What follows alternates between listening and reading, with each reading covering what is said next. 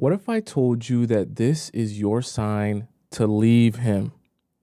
What if I also told you if you choose not to take this sign, you might end up in an unhappy relationship for the rest of your life?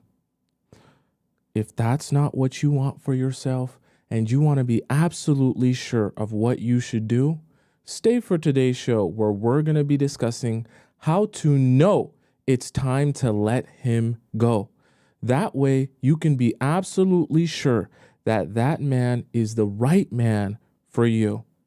Welcome to the Players Club. If you're paying attention to me and everyone else in the live stream, please stay here present so that I know you're here present and actively participating. So good to see you all here after 2 days without you guys due to technical difficulties. There will be no technical difficulties today. I'm fired up. It's Friday and we gonna get this thing going, okay?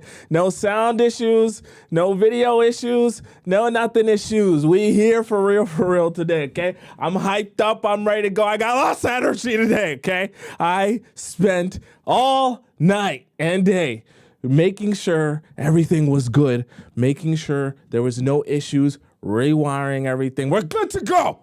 Okay, I'm hyped up. All right. If I was with you in person, I'd give you a chest bump. No diddy. All right, let's get this started. Let's get this started. All right. All right. So number one, let's discuss confusion. Now, yesterday, I kind of started on topic on point number one that we were going to be discussing.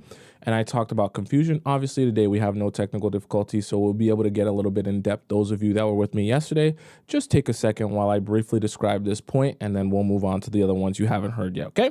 So number one is confusion. Now, what you want to understand is when you're in a relationship with a guy, you don't want to be in a position where you're regularly confused. So what I mean by that, you should be well aware of where your relationship stands with that man and how he feels about that same relationship.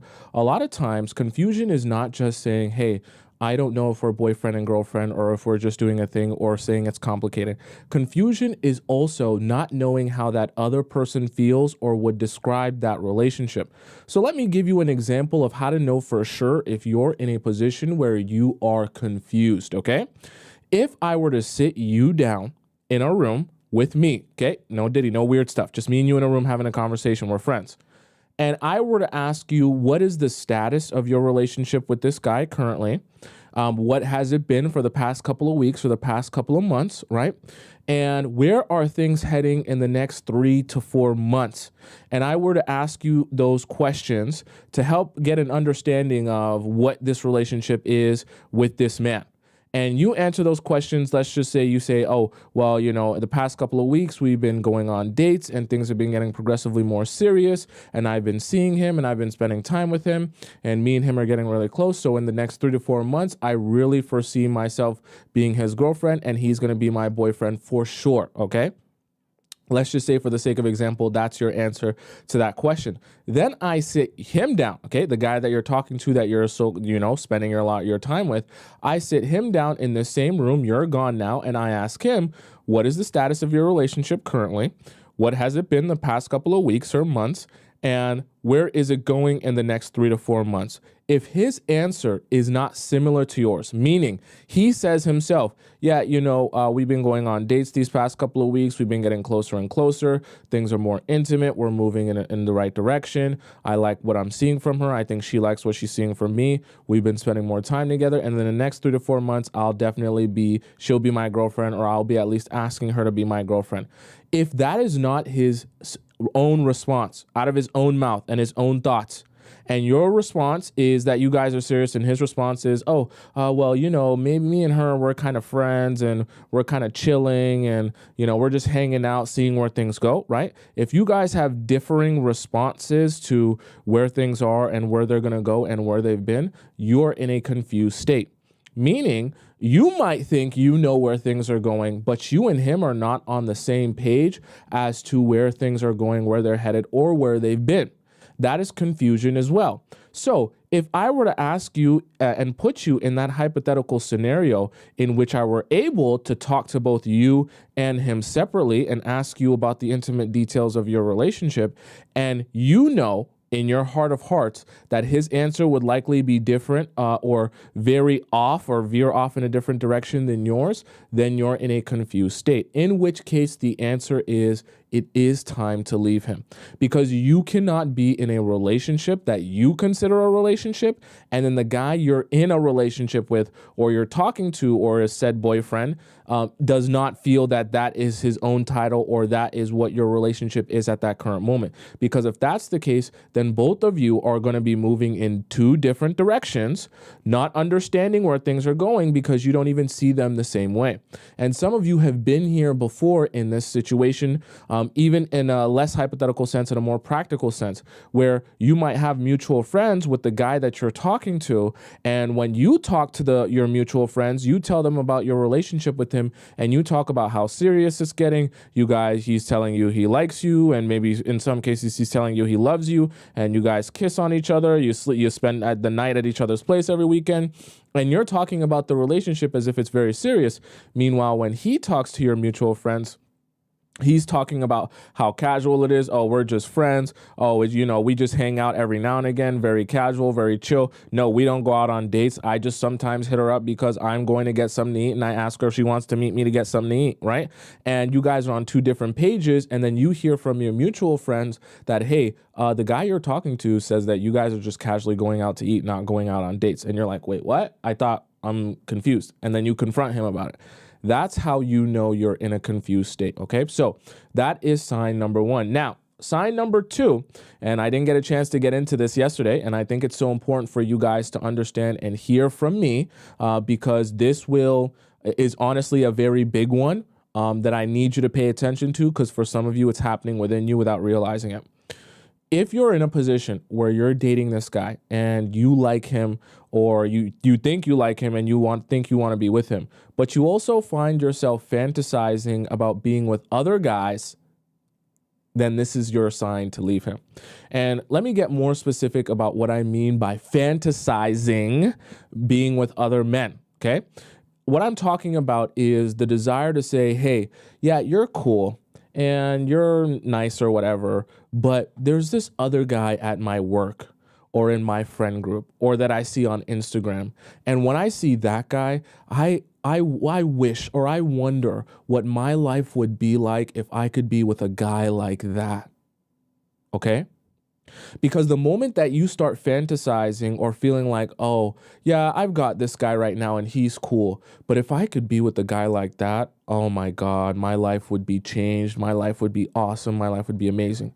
You might as well walk away from that relationship, because two things are happening here. One, that man is a placeholder for you, okay? If that's how you really feel, or that's where the type of thoughts you find yourself feeling on a consistent basis, that man's a placeholder for you. And number two, you won't be putting your best foot forward because, like Nick just said, you're thinking that the grass is always greener. So by the time there comes any issues in your relationship, or any times where you guys have to deal with things or persevere in your relationship, you're constantly going to be in a position where you're saying, hey, I don't know if I want to deal with this. I don't know if I want to work through this. I don't know if I want to problem solve, because you're thinking my life would probably be better suited being with someone else over there, being with this type of guy that I fantasize about, or this type of a guy that I dream about or would love to be with, okay? And the fantasy that I'm discussing is not just the fantasy of thinking to yourself, hey, I want to sleep with these other guys. That's not what I'm discussing. What I'm talking about when I'm also talking about fantasy is the desire to say, hey, I would love to be in a relationship with a guy like that. Okay, or I would love to be romantic with this type of guy. Okay, my guy friend is cool, my boyfriend is cool, whatever it may be, but at the same time, he's not everything that I want. He's not everything that I would dream of, and there definitely are other guys in my life or at my workplace or in my friend group that I would, love to get an opportunity at. Why? Because you'll also find yourself putting yourself in precarious situations because you're not totally sold on the guy that you're dating, that this is the guy for you. So we don't want you in that position. We don't want you not moving in the right direction in the relationship because of that, and because your mind isn't there. Okay, does that make sense? Is it buffering for those of you on TikTok or YouTube? I see some of you guys saying that it's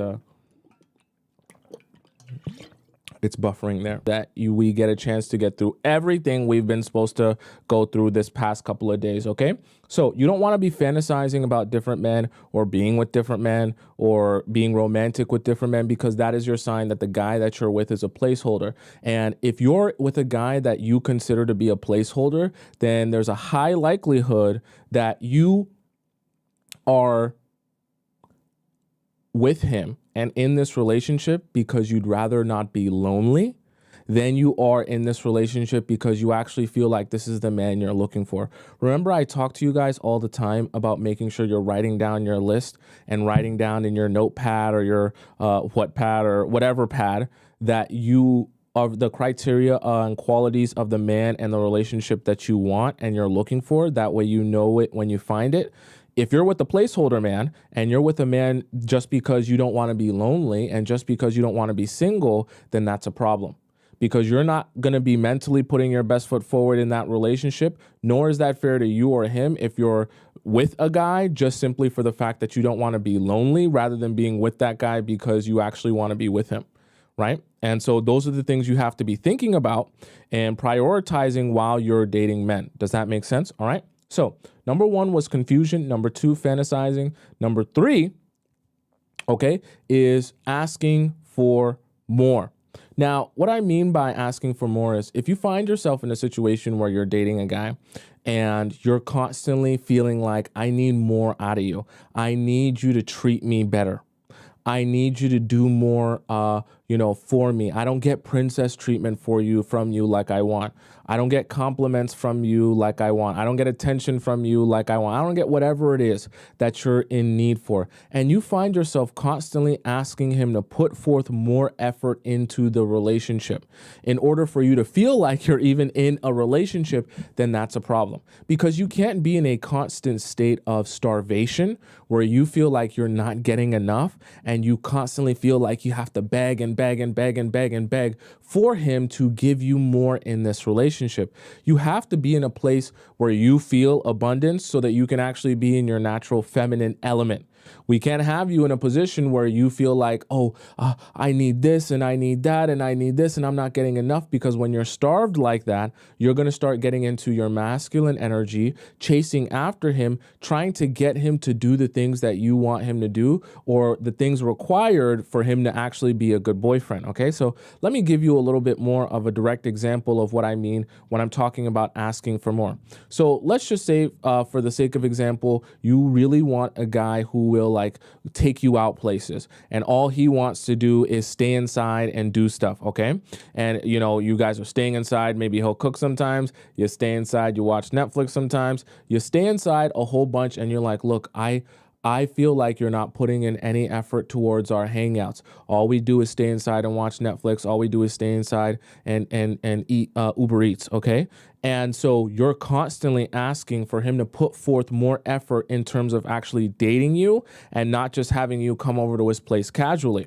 And as you ask for that, maybe you might get that for a little bit or a couple of dates or something like that, but you're not able to get that on a consistent basis. And so you're always in a position where you're nervous or you're scared or you're in fear that, hey, I feel like I'm not getting enough of you. I feel like I'm not getting your 100% effort in this relationship. I feel like you don't care. I feel like you're not trying, whatever it may be. And because you're leaning forward, right? You're leaning forward, you're a little bit nervous, you're in fear, right? You're leaning forward, you're in your masculine, and you're asking and begging and pleading more of him. And as soon as you start doing that, that's when they start pulling away from you, or you start repelling them away from you, and then you get less and less and less and less as time goes on, okay? So if you're in a position where you find yourself constantly asking for more more, and even in some cases begging for more, and when I talk about more, I specifically mean more effort from that man, then you know this is time for you to walk away and step away from that relationship, okay?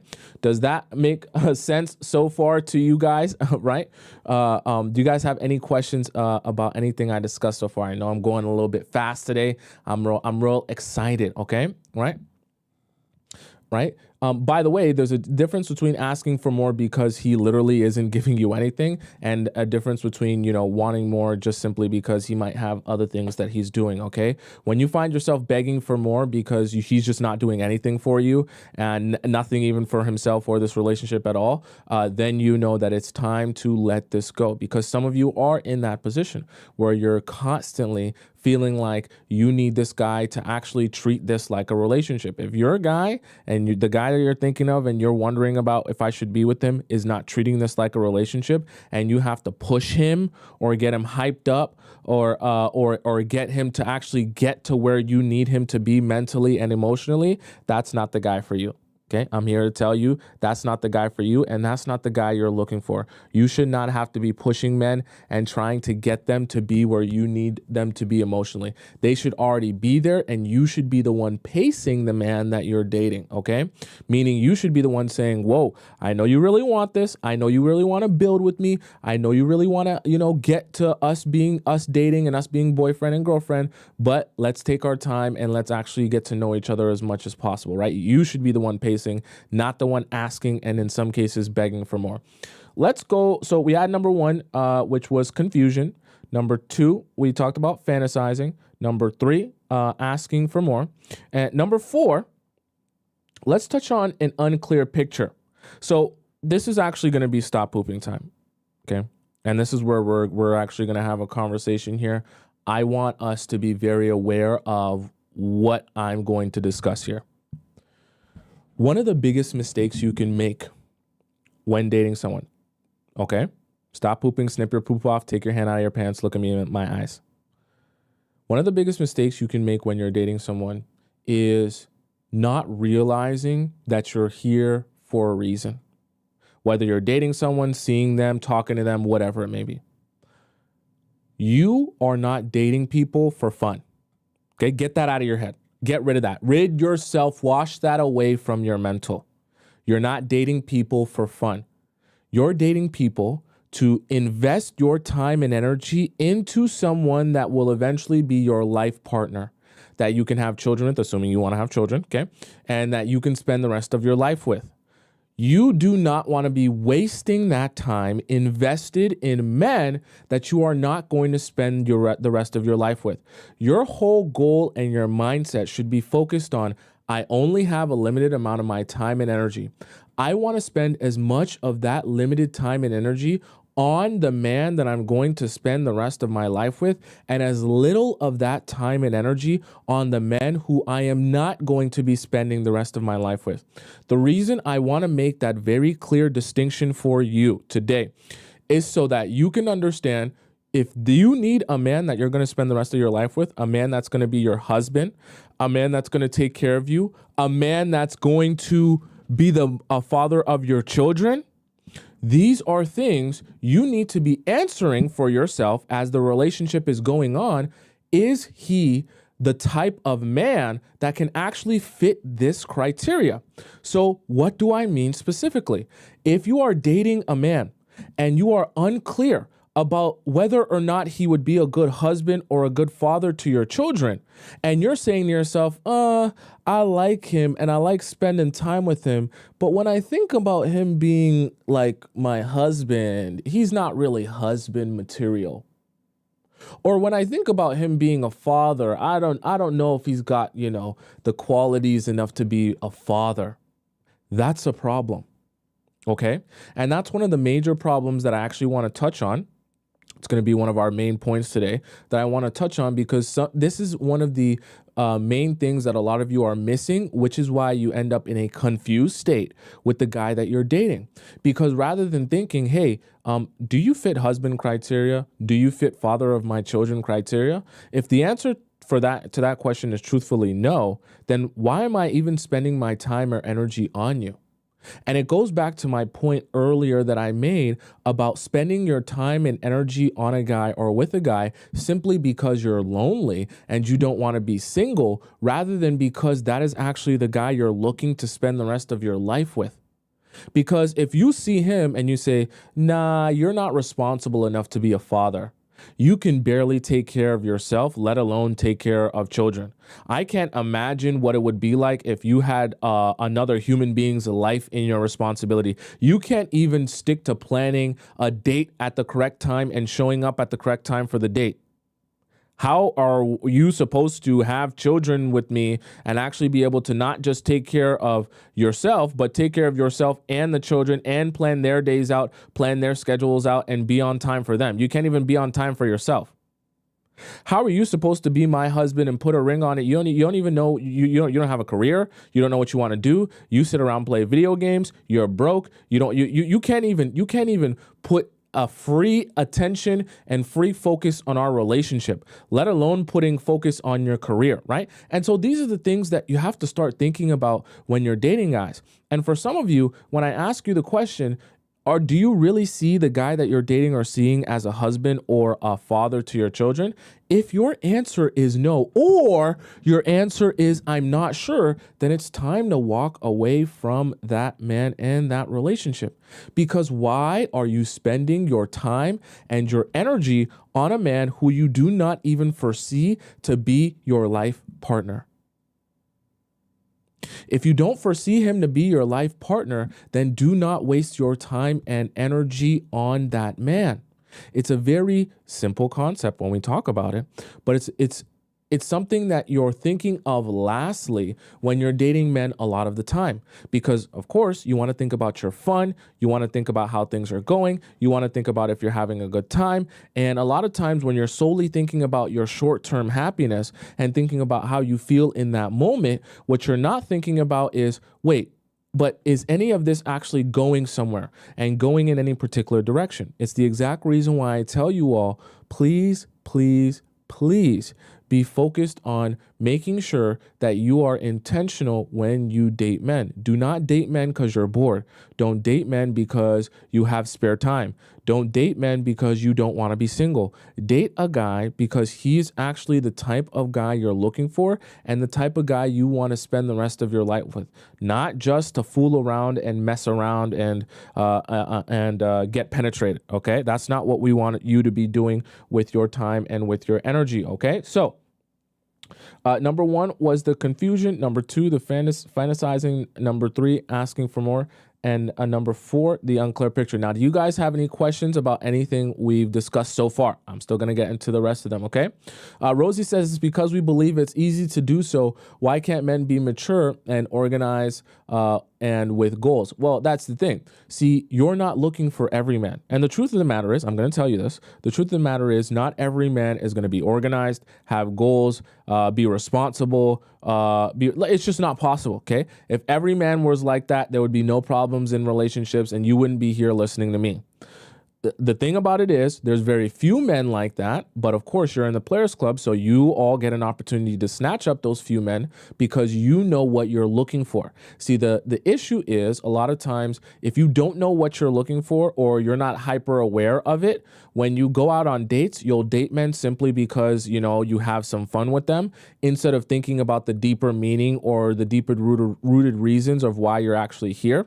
And then you'll end up wasting a lot of time. Unfortunately, not all guys are going to come ready-made, organized, with goals and responsible, knowing exactly where they're going and being able to lead you. It's just not possible, okay? So your job is, as the woman, to be smart enough to know not every man you date or spend time with is going to be the guy you're looking for, and start evaluating men so you can understand, are you what I'm looking for or not, okay? Right? Rosie says, are we projecting ourselves on these men that have no potential? Well, for a plethora of reasons, you could be staying with the guy who is not what you're looking for, whether it be because you're lonely or bored, you're trying to get over an ex or a past partner, or simply because you're unaware of what it is you're here for, which is why I mentioned that, because some of you are just unaware of what am I actually here for, which is to find a life partner. You're not here to fool around and have him jackrabbit himself inside of you for 90 seconds. Because the reality of it is, even if you say you're here for fun, eventually you want to stop having fun. So what happens when you want to stop having fun? You want things to get serious, and you become frustrated because all the energy you've been attracting to you and in your life and in your relationships is very unserious. Okay, does that make sense? Right? Henya says he is definitely what I'm looking for. Good.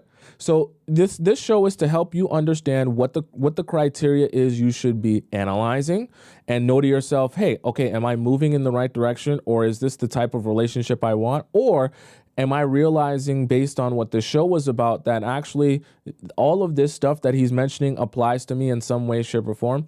And this guy is probably not the one I'm going to be spending the rest of my life with, in which case you know the answer to your question and what you got to do next, okay? So number 1 was the confusion. Number 2, fantasizing. Number 3, asking for more. Number 4, the unclear picture. And number 5 that I want to discuss with you all is when you get icked out by everything he does, okay?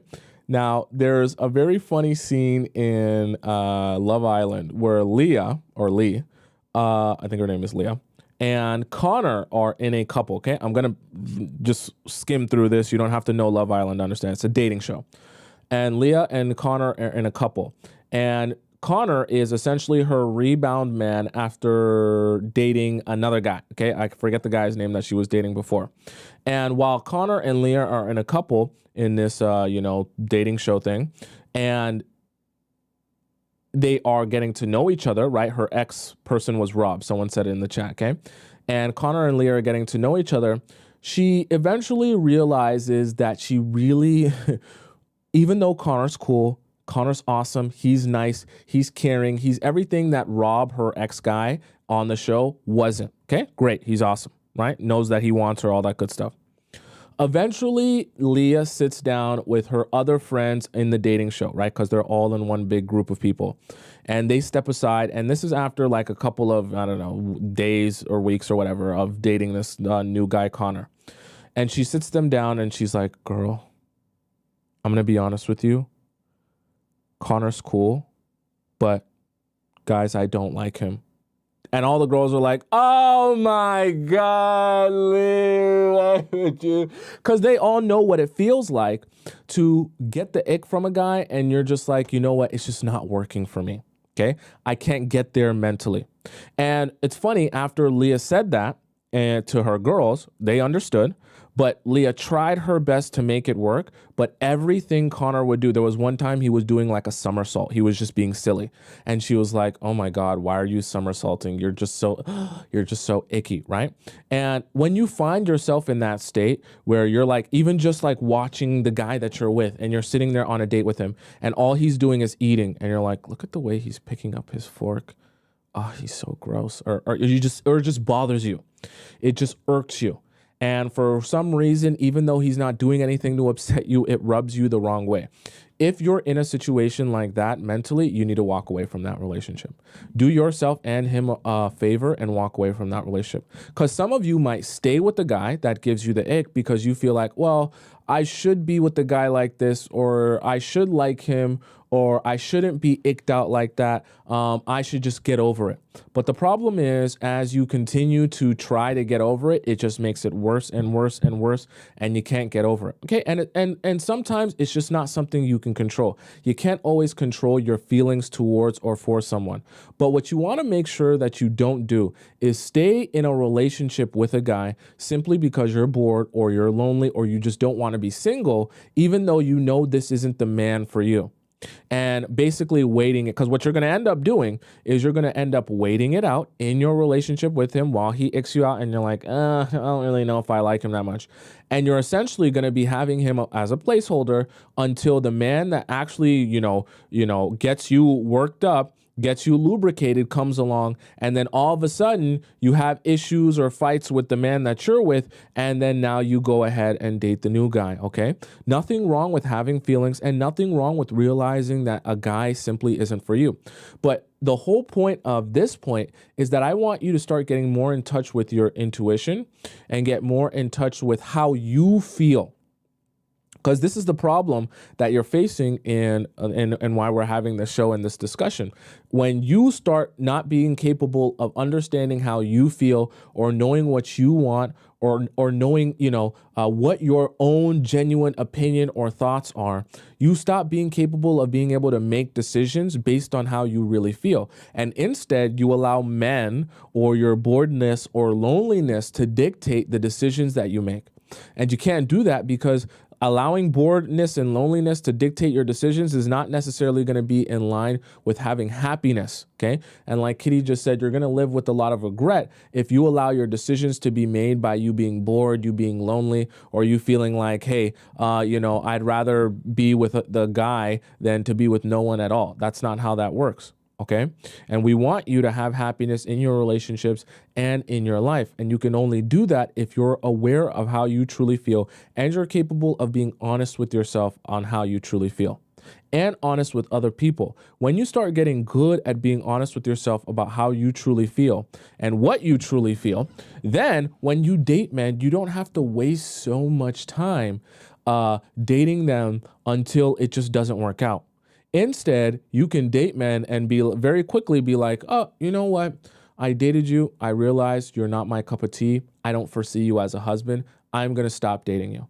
Dating men for you should not just be about, hey, I'm just going to date only the men that like me, right? And when I find a guy that really likes me, that's the guy who I'm going to date. You also have to be considering how you feel about that guy and what you want from a relationship and if he fits that criteria, because there's more criteria than just does he like me.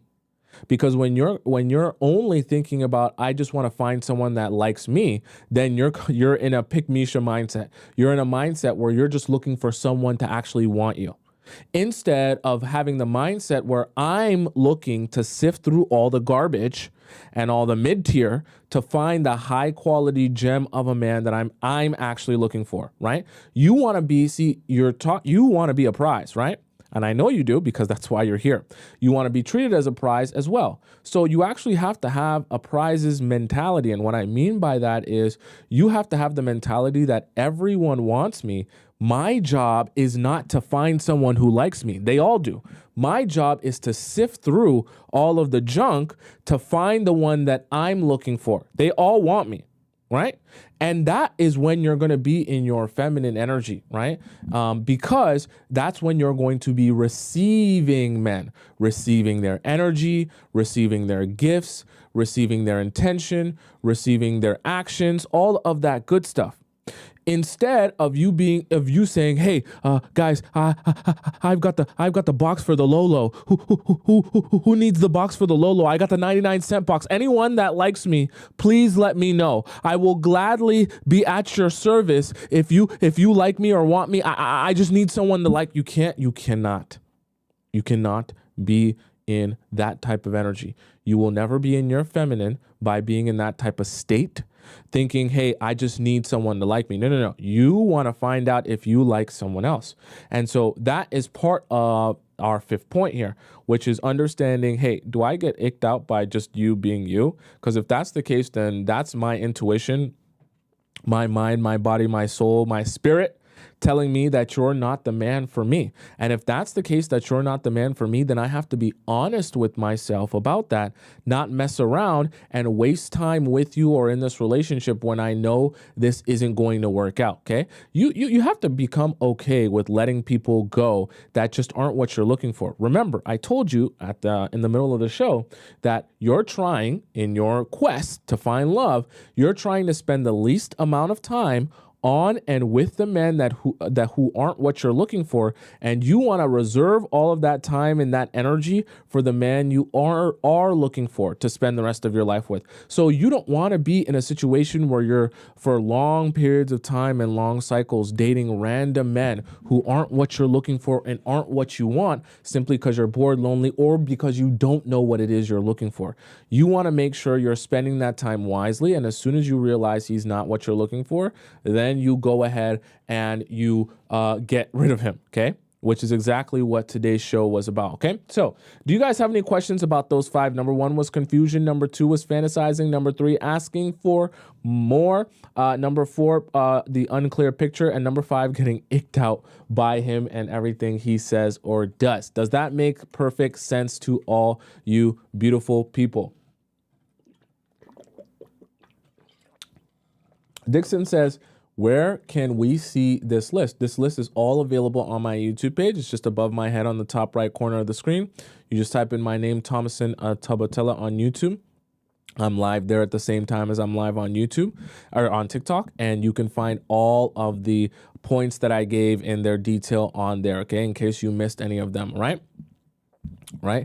Serena says, I know where's our PowerPoint. Don't worry, we shall return to PowerPoints and the board and stuff next week. I just didn't want to have any more technical difficulties, which is why I didn't have them here today, okay? Does that make sense to all of you so far, okay? Now, do you guys have any questions about the 5 that we just discussed? Dorcas says, in a relationship with a man who loves me genuinely, but it doesn't take me on dates often, is that bad? Well, you have to ask yourself, do you want to be taken on dates more often? If that's the case, then you're kind of suffering from asking for more. Because if you constantly find yourself asking for more effort from him in this relationship, and because you don't feel like you're getting enough, then you're kind of in that position, because you can't continue to be in a state where you're feeling like you're not getting enough out of him in this relationship, or you're not getting enough specific effort from him in this relationship. If you feel like you don't go out on enough dates and he doesn't see it that way, or he doesn't have any desire to do more for you in this relationship, then you're probably going to need to walk away from that relationship, because at a certain point, there's only so much you can do before you're just begging and pleading for someone who's not doing anything for you. Okay? Does that make sense? Valerie says, using the law of detachment. The law of detachment definitely works, and I have a whole show on that there, okay? I want to make sure to answer some of your questions, because I know you guys haven't been here for the past 2 days, so any of you that have things to ask me, whether it be about the show or just in general, I can definitely answer that for you all, okay? Jamila says in the YouTube chat, she says, why can't be boys meets girls, gets married, lives happily ever after? I mean, that would be the best case scenario, but unfortunately, that's not the world that we live in. So I love to talk to you guys in the Players Club about the world that we actually live in, not a hypothetical dream world that we could live in one day in a perfect utopia, because us talking and complaining about that doesn't actually help you get to where you need to go, which is to find your life partner. We could talk in circles about how life should be and could be, but at the end of the day, it's not that. So let's figure out how we can find you the man you're looking for and sift through the garbage, instead of us just talking about what life could be in a fairy tale. Okay, that's why we have this show here, so I can give you practical advice, techniques, and concepts to think about, so that you can actually utilize them to find what you're looking for. Because we can't just sit here and say it's too hard the whole time. By the way, I see some people that comment every now and again. They say, but this is too hard. We're so fed up. This is too much work. Why can't it just be easy? Hey, if you want life to be easy, you can go ahead and just hope that one day your Prince Charming comes knocking on your door and you don't have to vet him or do anything for him. You can continue living in that dream world. But for those of you who actually want to see a change and, get the man you're looking for, I'm going to give you advice on how to do that, but it is going to require strategy, because anything worthwhile in life requires effort. It's not just going to come to you for the sake of coming to you, okay? Even having the knowledge to understand what you're looking for is strategizing, okay? And that is a good thing, right? SMC says, life is never easy, but the non-easy makes you grow. Precisely. And what I want you guys to start thinking about, every time you come and you join the Players Club and you have conversation with me and you hear what I'm saying and you actually implement it, right? every time you do that, realize that you're in the minority, because majority of women aren't bothering to actually want to get to know or understand how men think, how they operate, so that they can utilize that information to their benefit and get the men chasing after them. Only the few minority of women who have all the men desiring them and obsessed with them understand these concepts. But the thing about it is, all the majority of women who don't understand those concepts, they look at the women like you who do understand those concepts and they say, "What's your secret? How do you do it? I can't even get my man to text me back, but somehow you have all these men crawling on glass, ready to sniff your butthole, and you're not even doing anything." I send my man long paragraphs every day begging him to notice me, begging him to give me attention and to talk to me, and I get nothing. Meanwhile, I watch you literally do nothing for men, literally be mean to them, literally ignore them, and all they want to do is talk to you more. I don't understand. Right? And you can be the one that actually gets all the men, and you do, because you do understand and have a concept of how they work and how they operate. Okay. And the craziest part about it is that a lot of times, if you listen to the wrong men, meaning if you listen to the guys you're dating, the advice they'll give you will actually make you more unattractive as a woman. You have to be listening to people who aren't invested in getting something from you, in the sense of getting your time and energy, right? Because when you ask men who you're dating what you should do for them, they're going to advise you that the most attractive, hot version of you is the one that's needy, that needs validation, that texts him 24/7, that acts crazy, that does all the things that make it easy for him to overlook you, which actually we might have a whole show on, right? Because there's a whole list of things that men will ask of you only for it to make you more unattractive to them, that it makes it easier for them to overlook you. Because the reality of it is, when you do the things that they wouldn't ask for, like ignoring them, like paying them no mind, like being mean to them, like not talking to them 24/7, that's when they actually go crazy for you. But they're never going to come out and tell you, "Hey, if you want me to respond to you properly, then you better ignore me, you better barely talk to me, you better barely notice me, or you barely need me," right? They're not going to come out and tell you all those things, because that's going to make it harder for them to get access to you, and it's going to give them more anxiety, right? So sometimes you have to understand that the guys that are advising you, like that you're in a relationship, on how you can be more attractive to them, are going to be telling you things that actually work against what you're trying to get out of the relationship. Okay. Does that make sense to you guys so far? Elle says, do we pay on dates? Do we pay for them too, or just our part? Well, here's the thing. The paying for the dates thing is kind of a preference thing. I'll say, if you have no problem paying for your own dinner at a date, sure, go ahead. My own perspective on it is, if a guy is asking you out on a date, a guy should be asking you out on a date. It shouldn't be you asking him out on a date. If a guy is asking you out on a date, then he should be the one treating you to the date. Are you following what I'm saying? So if a guy comes up to you and says, "Hey, I think you're amazing, I think you're beautiful, I'd love to get to know you, can I take you out on a date?"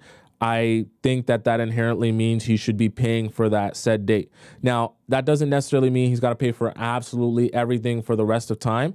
But if a man is asking you out, that should inherently mean he's asking you out to treat you, because he wants to get to know you. Part of the reason why I tell you, don't be chasing after men. Don't be on dating apps where you have to message men first. That's horrible. And don't put yourself in a position where you're out and about and you're the one going up to men, because you're starting it off on the foot where, hey, I'm trying to get to know you and spend time with you. And the men that you come up to are definitely not going to be, why would they say, "I'm going to pay for the date"? You asked him out. When you ask a guy out, you're essentially saying, "Hey, I'm down to pay for my own date and pay for my own dinner," because you're the one saying, "Hey, I want to get to know you and take you out for a treat." So I say that, if you're super evolved and this is 2024 for you, and you know equality, and you don't mind paying for the day and you want to be the man too, go ahead. Ask that guy out, go up to him, tell him how cute and beautiful he is, tell him how much you like his aura, ask him out on that date, sit down on the date with him and take your fat wallet out and your American Express card and pay for that date. It's 2024. You can do what you want to do. But I will tell you, you definitely won't get no damn princess treatment doing that, okay? You can do that, but you won't get no damn princess treatment from those men, okay? It's your choice, though. I'm not telling you how to live your life or the difference between right and wrong, right? Mary said slap his butt. You could do that, too, okay? It's your choice. But if you want princess treatment, you can't do that, okay? And unfortunately, if you want princess treatment, even sometimes where you see a guy you like or think is cute or would like to get to know more from, the most you can, there is a certain limit to what you can do to attract him, meaning you're not going to go up to him. Of course, you can smile at him. You can give him a look, right? And you can get good at flirting with your body language to attract men and invite them in to come and talk to you. But you should not be going up to them. You should not be introducing yourself to them. And you should not be having your girlfriend go up to those guys for you and say, hey, my friend thinks you. Do not ever have your girlfriend go up to a man for you and say, hey, I think my friend thinks you're cute, and she wants to, you to come up to her. Don't ever do that. Don't ever do that. And I have a whole show on how to flirt with men the right way to get them interested and get them to come up to you, okay? Never be going up to guys in person. I really, really mean that. I don't care how good looking he is. I don't care if you feel like you're never going to see him again. Never go up to men because you're already setting a bad precedent from the very beginning, okay? Right. Dorcas says we've been dating for about 6 months, but we've just gone on 2 dates. I feel bad at times. Dorcas, go ahead and send if your question is more extended and you want some in-depth answer, chat. Later on in the show, I'm gonna hop into what we call our Discord time, and our Discord time is where everyone gets to answer a question in our Discord community, and I answer them live on the show. So I will answer any one of you that has a detailed question that you can't just put in 2 sentences. Please head over into our Discord. Our moderators will let you know how to get to the Discord. It's just for those of you who are on TikTok, it's just the link in my bio on TikTok. Click where it says join the Discord community and you ask your question there, okay? And if you want it to get answered today, like today, you can donate to the show through premium relationship advice, our premium Discord questions. And it's the same link in my TikTok. Go there, you click the premium relationship advice, you follow the instructions for donating to the show and putting your username and title your question, and then you put it in the right corresponding place in our Discord, and I answer them live today on the show for the premium questions. For the free questions, I might not be able to get to yours today, okay? But make sure you go ahead and put that in the Discord, all right? For those of you who are having a longer questions. Let's see here. Oh, Katie donates $5 in the YouTube chat. She says, thank you, Tomisin, for all your wisdom. Please keep doing the water drinking ASMR. Do you guys like the water drinking? When I drink water on the show, I didn't think that you guys, some people be like, I don't like that. It's really annoying. And some people be like, oh, I love that. So I guess we'll have to take a poll or something like that. Very interesting. Very interesting. Divine A says, what if I just say he's handsome and I walk away? Don't do that. Don't ever do that. Do not, listen to me, chat. Do not ever, for whatever reason, come up to men and say anything. Let them come to you first, then you can yap and you can talk and you can chat. Don't go up to men and say anything. It sets a bad precedent. I know you might think he's cute. You might think he's so fine, think he's whatever. Don't do it. Unless you want to be the man, you want to put your wallet down, your American Express, you want to slap him on the butt and you want to give him princess treatment, then you can go ahead and do whatever you want. But if you want princess treatment, don't be going up to men. Just don't do it. There's no point. Get good at flirting with your body language, your eyes, and your smile, and being inviting to men to come up to you. But here's the thing that you have to understand.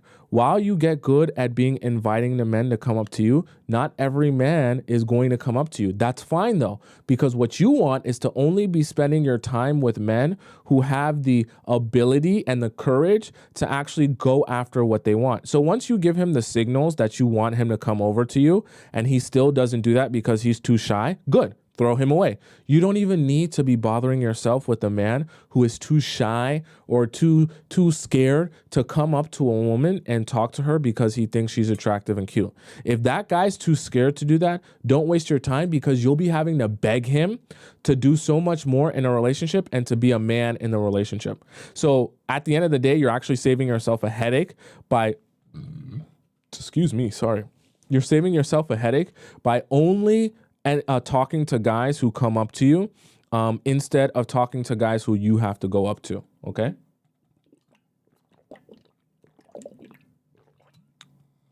Trust me, once you get good at eye contact, once you get good at understanding, how to flirt with your body language, it's a skill that you develop. I know when I talk about it, some of you all get nervy and get nervous and say, "Oh, but Tomisin, I can't do it. I don't do it right. I don't go out enough. What's another way I can do it? Is there a way that I can send him a message while I see him in person instead and get him to come up to?" It doesn't work like that, chat.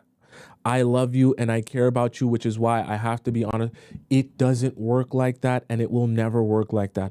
I cannot give you a magic potion or a text message to send him to get him to come up to you. You're going to have to get good at flirting with and using your body language and using what the universe or God, however you want to believe it, gave you, and the skill set that he gave you to use your beauty just to mesmerize people and attract them to you. Okay?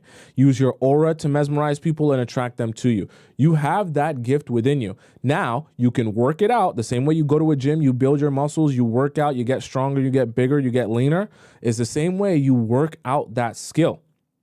Well, as you go out, you work on your ability to flirt with your eyes and your body language, use your smile, and use the way you just move around and your aura to be so strong and magnetic that you attract people to you. It's a workout. It's something that you practice, and as you get better at it, it becomes easier and easier to you. Why do you think they say, "Oh, that person is a flirt. Oh, she's such a flirt. He's such a flirt"? Because when you get good at the art of attracting people and using your aura to be magnetic towards people, it's not that hard to just do it on an ongoing basis, right? And as you get better and better at it by practicing, it becomes easier and easier and easier to do it. That's why they say some people are a flirt and they say other people are super awkward, because some people don't practice it at all, so they're not good at it. And some people practice it all the time, so they get good at it. And I'm telling you this from a real honest, I'm telling you this as someone who goes out and doesn't drink, okay? I even go out to an event, to a club, to a bar, to wherever, and I don't drink, and I'm still able to talk to people and have conversation with people and be interesting and funny. So it doesn't require you to be drunk or high, or it doesn't require anything else but the skill set to develop over time. Now, I'm not saying you have to do what I do, but I'm just saying it's a skill set. So don't think that you can't do it or can't develop it. You can do it. You can build it up over time. Serena says, "What do you order?" I order water at a club. I order water, or sometimes I'll drink pineapple juice if, there's pineapple juice or something like that. But I don't drink alcohol. I used to, maybe like 2.5 years ago, but I don't drink anymore, okay? Mary Kim says, "I'm gonna stare at him, pretend I'm having a stroke, and then he can come up to me." That's pretty funny. That's pretty funny. I'm Not Awake says, "The only place I know is work and school, and I'm out of school, and my job isn't hiring no more." Like, you need some new candidates to be able to flirt with. No, but so that's the thing, right? After work and school, obviously those are the easiest places, but at a certain point you have to find, okay, what's my thing? What's my tribe? Where do I like to spend my time? Okay. It's actually a project that I'm working on to help you guys with that. But you have to start getting good at understanding, okay, aside from going to work and going to school, like, what else do I like? And then spending your time in those places or doing those things. Then you can start meeting some like-minded people and joining a community. Trust me, once you find your niche and you join a community of people, you're going to be meeting people all the time, and it'll become easy to do exactly what I'm talking about without having to go to the club or the bars all the time. Why do you think for some of you, oh, you know what? Today will be a perfect day for us to do this. I'm going to show you the power of run clubs and how run clubs are taking over at least, North America as the #1 newest, most effective way to meet new single people. We're today in our reaction section. Okay. We're going to get to that in a second. Since it's Friday today, I'm going to give you guys a special treat. I'm going to show you about run clubs and how they are changing people's dating lives, okay? And so Swishy says, I hate running. It's not even about the running. You're thinking, but obviously it says run club. People aren't actually running.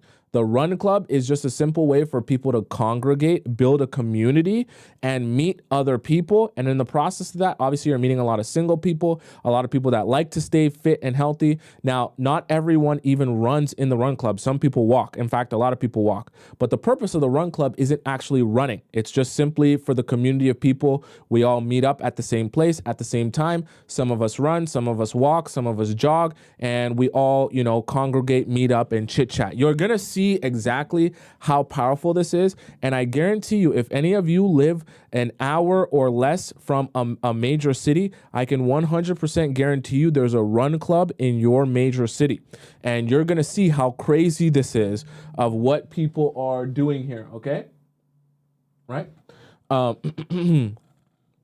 It's really, really, really interesting here. And it's, I'm telling you, these are one of the sneaky ways that people are meeting more people and meeting more single people in a way that doesn't require them to be on a dating app, and actually allows you to meet some more like-minded people by joining a community, right? Joining a community is the best way to meet new single people, in my opinion. Way better than Snapchat, way better than Instagram, and way better than, a dating app is to go and join a community, whatever it may be. You could do Taekwondo, you could do karate, you could do kickboxing, you could do run club, you could do whatever it is. You could do the AV club, you could do the theater club. I don't know, whatever club, I don't know. Okay. You just have to find your niche and what everyone's into. I know some of you hear run club and you think, oh my God, it requires the most fit of fit people, but it really doesn't. Okay. You can really do it without being the most fit of fit people.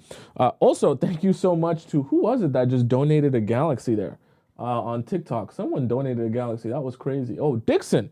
Thank you so much to Dixon. I appreciate you so much. Wow. Everyone give a round of applause to Dixon for donating a galaxy in our TikTok chat. That's like a $10 donation. That's big on TikTok. Okay. Did I answer I'm not awake here? I'm not awake also donates $5 in the YouTube chat. She says, hi, Tommy, could you do a topic about cheating, specifically when to stay or leave, depending on the type of guy, the length of the relationship, and etc.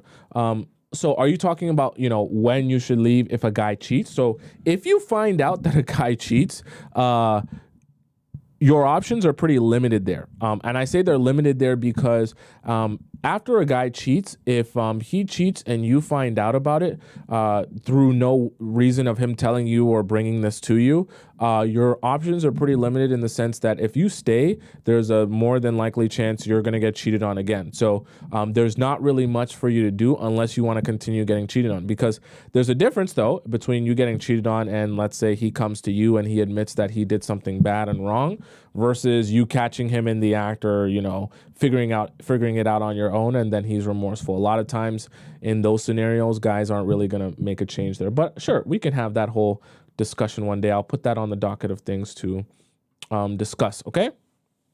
Does that make sense? Nina says, I live near a golf course watching them now. You mean like watching the guys on the golf course? Yeah. I mean, trust me, anytime you can join a community or a club of people, that will always serve you and benefit you in meeting new, different people. Okay.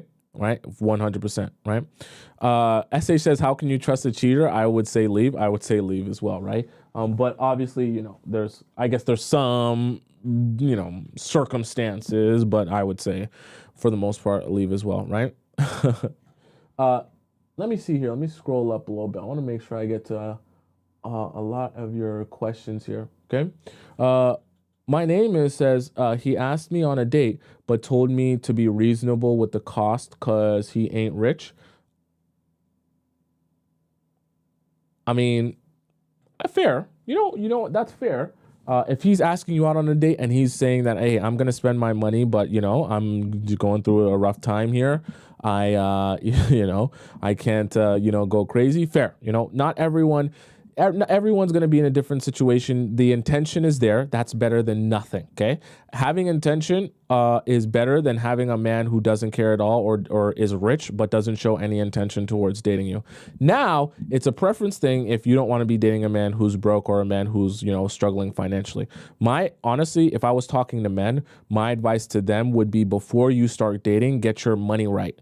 Because it doesn't make sense for you to be dating and courting women when you don't have your money right. Because you can't be in your natural masculine energy when you can't even take care or do things for that woman. You're not going to feel good about yourself or good about, the person you're dating if you feel like, hey, I gotta be saving every penny, and I'm on this date now and I'm thinking to myself, if she orders the lobster instead of ordering the spaghetti, I'm literally not going to have enough money to pay. You can't be in that state as a guy when you're dating. So my advice to men, honestly, is to only date when you're financially prepared to date and you actually have spare funds. If you don't, spend all your time and energy figuring that out first, then you start dating.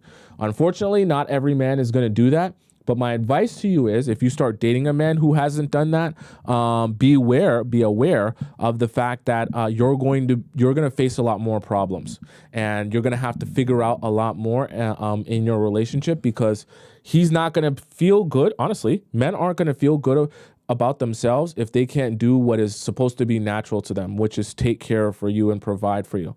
And if he likes you and he thinks you're amazing and gorgeous and beautiful, his natural inclination is to want to provide and protect and do things for you. So if he can't do that, it's going to be frustrating for him, but it's also going to be hard to build your relationship off of that, unfortunately. Okay. So you might want to find a guy who actually can do what needs to be done, to be honest with you. Noel says, may you please make a video on men who have close childhood female friends and best friends with exes? No, any man who's best friends with his ex you would be a fool to even spend your time with a guy like that. Don't, chat, for the rest of you, don't ever, ever, ever, ever in your life waste valuable years or months or weeks or days or seconds or hours of your life on a man who is best friends with his ex. You're just in for a world of pain. You're in for pain town. Okay, you're going to waste a bunch of time, and he's just going to tell you one day that he's not feeling this and he's going back to his ex. Don't waste your time. Okay, so I don't think there even needs to be a show about that, because you don't waste your time at all. Okay, don't waste your time on married men either. For those of you who have questions about married men, don't waste your time on married men. Don't waste your time. I mean, you can ask me the question in the Discord, but for the most part, I'm going to tell you don't waste your time, because you're expecting a man who already has other priorities to make you his number one priority, or you're asking me that why isn't the guy who is married to someone else not treating me like a girlfriend? It doesn't work like that. You will always be the second priority, or even second. Sometimes they're married with children. You'll always be like priority number 4 or 5 in their life. You'll never be more than that. And if you can't accept that, then you should walk away from that, because you can't expect a married man to make you the first priority in his life. It doesn't make any sense. Okay. The same way you can't expect a man who is best friends with his ex to make you his number one priority. It doesn't make sense, because if he's ready to move forward, why is he still best friends with his ex? Unless he's still harboring feelings for her. Chat, don't let friendship fool you into getting played. Friendship and I am being friends with you because our romantic relationship didn't work out are two different things. Some people are friends because they're actually friends, and some people are friends because their romantic relationship didn't work out. That's not actually being friends. That's just, keeping us together and keeping us, seeing each other while we figure out what's going on with ourselves and don't, admit that we should be moving on. Okay, right? Someone says, I never understood how people could be besties with their ex. I don't understand that either. Okay, I don't understand either. Trust me. And you shouldn't be. Okay. Kiki says, how do we walk away and never turn back? I actually have a whole show on detachment and how to do that step by step. It's a little bit more nuanced than just me saying stand up for yourself and get a grip. So I actually have made a whole show on that. It's available on my YouTube. Just go to my YouTube page. It's right above my head on the top right of the screen. Okay. India says all my exes are blocked. Good. Good. That's how it should be. Either they're blocked or you just don't speak to them, okay, at all. Because there's no reason why you should on an ongoing, especially best friends. That's insane. That's ridiculous. That's ridiculous. Okay. Right. M says 4 months no contact, guys. Never speaking to him again because I found Tommy. It's good. And the thing that some of you need to realize too, that is good. That's gonna sound bad. Is that realizing that the guy that you were dating or seeing doesn't want you or doesn't want to be in a relationship with you is one of the best realizations you can have in your life. And I know that sounds horrible, but when you stop wasting your time on a guy who things weren't going anywhere with anyways, that is the best thing you can do for you. Don't ever think that, oh my God, I listened to Tomisin's advice and when I took it and stopped reaching out to him every second of every day and begging him to see me, he just stopped messaging me and just stopped seeing me, and now we have no relationship. Some of you start thinking, well, that's so horrible. I don't want that, so I don't want to do that. But the reality of it is, one way or another, you will come to your realization that this isn't the man for you. Either it will be because one day he just stuns you and tells you, hey, I got a different girlfriend, or I don't want this relationship anymore. Or it will be because you're in so much pain that you get to the point where you're just like, I don't know what I'm doing here. And he breaks up with you to kind of spare you, right? And either way, you're going to end up feeling that pain. So it's better for you to realize that things weren't going anywhere at the beginning or earlier than realize it later because you stick around for so long. You know what I mean, right? Please, please, please. One of the things we talk about all the time is your time and your energy, because you only have a limited amount of that on this earth. Okay? And you have to treat it as if it is urgent. Do not treat your time or your energy as if it's something casual that you don't have to think about or care about or you can just use on anyone at any time and you have an unlimited amount of it. Don't do that. Your time is so valuable. Your time is so limited. You cannot spend it on people who are just going to waste it. And that, in 1 month, 2 month, 3 month, 1 year's time, you'll have nothing to show for all the time and investment that you put into that person. Please don't do that. Please. Liz M donates $5 in the YouTube chat. She said, oh, she didn't say anything. She just donated $5 in the YouTube chat. Okay. Thank you, Liz, for the donation. All right. Someone says, what if he says, let me scroll up here. What if he says he'll make it up to me and he'll call me and message first, but doesn't? He's going through exams. Then you have to let men do what they said they were going to do. So if a guy tells you, hey, I'm going to call you this day. I'm going to take you out on a date this day. We're going to go out this day. He said it. All you need to say is, okay. And you allow him to show you if he's serious about that promise that he made to you or not. See, the problem comes when a guy makes you a promise, I'm going to call you this day. I'm going to call you that day. I'm going to, message you this day, whatever to you this day. And you don't allow him the space to actually follow through with that or keep that promise. And you start reaching out to him and saying, please, you said that you were going to take me out on Tuesday. It's Tuesday at 5 p.m. now, and we're supposed to go out in 10 minutes. Where are you? Why haven't you messaged? You cannot do that. Because you also need to be sure that when a guy makes a promise to you, he actually intends to keep that. And you can't be sure of that if you're hounding men to keep their promises. Okay. So if a guy tells you he's going to call you or message you one day or take you out one day, hold him to that. But do not, be on his phone, messaging him or calling him or saying, you said you were going to do this. You said you were going to do that. You allow him to show you that he really means what he said. Right? Does that make sense? Right? Don says, Tomisin, are you sad today? No, I'm actually in a good mood today. Okay. I'm just very, I think the word is namaste, right? I'm calm, I'm collected because I'm not worried about the technical difficulties. Okay. I'm having a good day.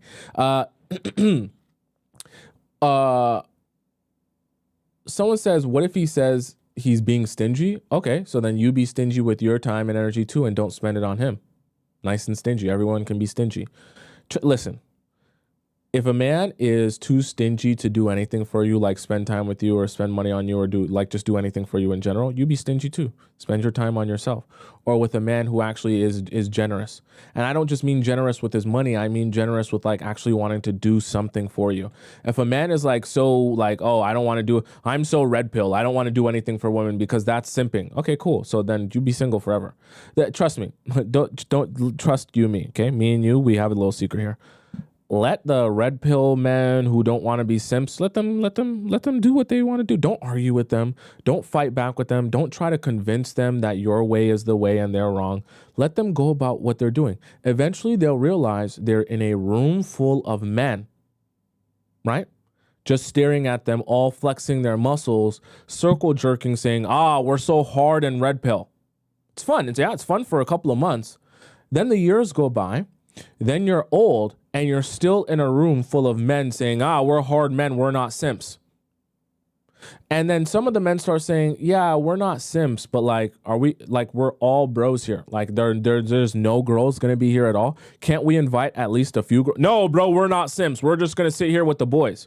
And then all the red pill men will start saying, but I'm straight. Like, we're not simps, but like I am straight. I don't just want to sit here with all you men forever. Okay, so eventually what's going to happen is those red pill men will eventually break because they'll realize, hey, yeah, I can talk down on women and say I'm not this and I'm not a simp and this and that all I want. But eventually I actually do still like women. So I actually am going to have to at some point go the other way and treat a woman right because I'm not going to get access to any woman if we just sit around here in a circle jerk, talk about how hard we are. Doesn't make any sense. Okay, so you kind of have to let those, when the men are in that mode, they just think that, hey, I'm not a simp, I don't do anything for, cool. Let them be themselves and go along with their tribe. Y'all, we're so hard, we're so not simps, cool, yeah. And then eventually they realize, well, it's all men here. So it's kind of ain't that fun of a party when we're just all men sitting around here looking at each other. It's not that much fun anymore, right? There's a reason why they always say, invite women to the party. You never hear men say, hey, let's only invite men to the party. We'll have lots of fun. It doesn't work like that. Okay. So don't get anxious when you hear men say that. Just let them go on their way. Right. Don says, how do we know if they are red pill men? I mean, when you meet a guy and you start asking him questions and getting to know him, you'll hear the type of rhetoric that he'll start to talk about. I don't do nothing for women. You just very, very, the energy of someone who doesn't even seem like they're ready to be in a relationship, right? Because being in a relationship requires sacrifice. And if I like you, I should be willing to do things for you. It doesn't mean that, I'm going to give $100,000 to an absolute stranger. But the idea that, hey, I don't even want to pay for a date with you because I'm so hardcore, it just like, it's ridiculous. Okay. Like that's ridiculous. Right. So someone said podcast talking points. So yeah, we're kind of doing that now, right? Noel says, BF did tell me at the beginning of the relationship that he's best friends with exes. I was a fool because he was nice and generous provider. Yeah, you were a fool. I have to be honest with you. You're a complete fool if you believe a man telling you that he's best friends with his ex and you believe that that's platonic. It's that you're fooling yourself big time. I have to be real with you, okay? Not to be mean, I just have to be real. L says, I'm having to do nothing by not texting him back because he hasn't called me. Good. Now, that means you're getting rid of someone who was wasting your time anyways. Because if you stop calling that guy and all of a sudden he can't reach out to you or say anything to you, then you are holding that man on holding that relationship on your back, right? Which is good because you don't want to be spending any more of your time with a guy that you had to hold the relationship on your back. That don't make no type of sense, okay? Right? The ex being the best friend is crazy. Someone says, a guy always smiles at me and I don't know what's that. What do you mean you don't know what's that? I don't understand.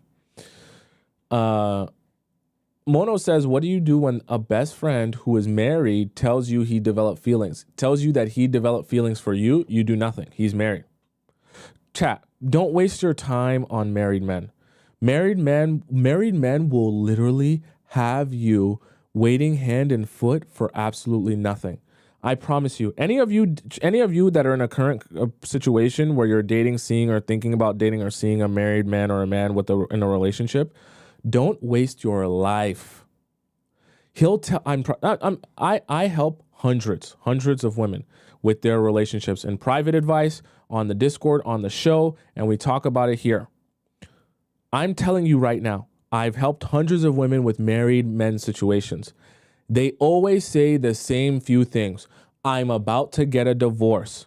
We're about to break up. My relationship is so bad. It's basically over. We're essentially separated. It's basically done. They always say the same thing. They always say, I'm just about to signature my name on the divorce paper. It's literally coming. Tomorrow, I'm going to Staples. And as soon as I go to Staples, I'm buying that ballpoint pen and the paper will be printed out. As soon as that freshly printed out paper and I get the ballpoint pen, I'm signing my name. So I'm basically divorced. They always say it like it's about to happen, and it never does. Okay? It never does. They always stay married. They always stay with that girlfriend. Meanwhile, you sit on the sidelines, giving him your body, giving him your mind, your soul, your spirit, hoping that one day all the things he's been telling you would happen will eventually happen. You end up sitting on the sidelines for years of your life, waiting for that thing to happen until one day you realize, maybe you never realize in some cases, that he's just going to stay with his wife. And in some cases, the guy that's married cuts you off because he's like, actually, I love my wife again and I don't want to get caught with you. Don't waste your life away. Also think to yourself, do you deserve to be someone's second choice? Right? Meaning that if he's married to someone else, that's his first choice. Whether you like it or not, you can convince yourself of whatever narrative you want. The woman he put a ring on her finger, paid for a ring and had a wedding with, that is his first choice. You are his second choice. As long as he's married to that woman, you are his second choice. Because under the law, if you're religious, under God, under the government, under everything we consider physical, mental, and spiritual, he is bound and bonded to her through marriage. So she will always be his first choice. You will always be the second choice at the most. So don't ever convince yourself of any narrative that, hey, I'm technically the first choice because he really doesn't like his wife and they're basically separated. No. As long as he's married to her, that's his first choice. So unless you're okay with being the second choice, in which case do your thing. But if you don't like the idea of being the second choice, then you definitely should walk away from that. And if that resonates with you or that hurts your feelings, then that message was probably meant for you. Okay? Selena says, what if they are actually separated? I'm going to make it very clear to you. Separation is not divorce. I'm telling you this. Listen, I'm not telling you this because I just like to pull stuff out of my butt. I'm telling you this because I actually help women with these issues, see them through it, and actually see the end result. Men who say they're separated but aren't actually divorced never actually end up getting divorced. They always say they're separated because they're not actually willing to follow through with divorce. The ones that are serious about actually, ending the relationship and moving on with their life, they just get divorced. They get divorced first, then they start exploring new relationships. The ones that want to put you in a web of lies and put you in a limbo state where you don't know what's going on and you're confused and everything's confusing, they say they're separated for sure, for real this time. But you have to realize saying you're separated is just words. You guys have to understand the difference between words and actions. Saying I'm separated from my wife is just words. It's not actually meaning anything. And there's no actual proof to say that you're really separated. Actually being divorced is on a paper, actions, following through with something, getting a lawyer, paying for a lawyer, going through all the logistics, right? That's actually following through with the idea that I'm done with this relationship. Saying I'm separated is just words, meaning that he can just throw that out and say that, and that's not actually the case. So don't waste your time. Even if a man is super serious and super honest and super real that the fact that this relationship is ending, you tell him, cool, I'm glad that you're separated now. Let me know when you get a divorce and it's final under the law, okay? And then show me the divorce paper, and then we'll have a conversation after I see that you're fully divorced. If he's planning on getting divorced, it shouldn't be an issue whatsoever. You understand what I'm saying? If the man is already planning on getting a divorce and all you're asking from him is to show you the divorce paper when he gets divorced, shouldn't be a problem. He was already going to do it, right? So it only should be a couple weeks or maybe a month or so. He gets the divorce and then it's over and then you guys can date if he loves you so much and wants to be with you so much. But you notice when you start asking men to show you action and just be like, oh, just simply show me the divorce paper when you get divorced then.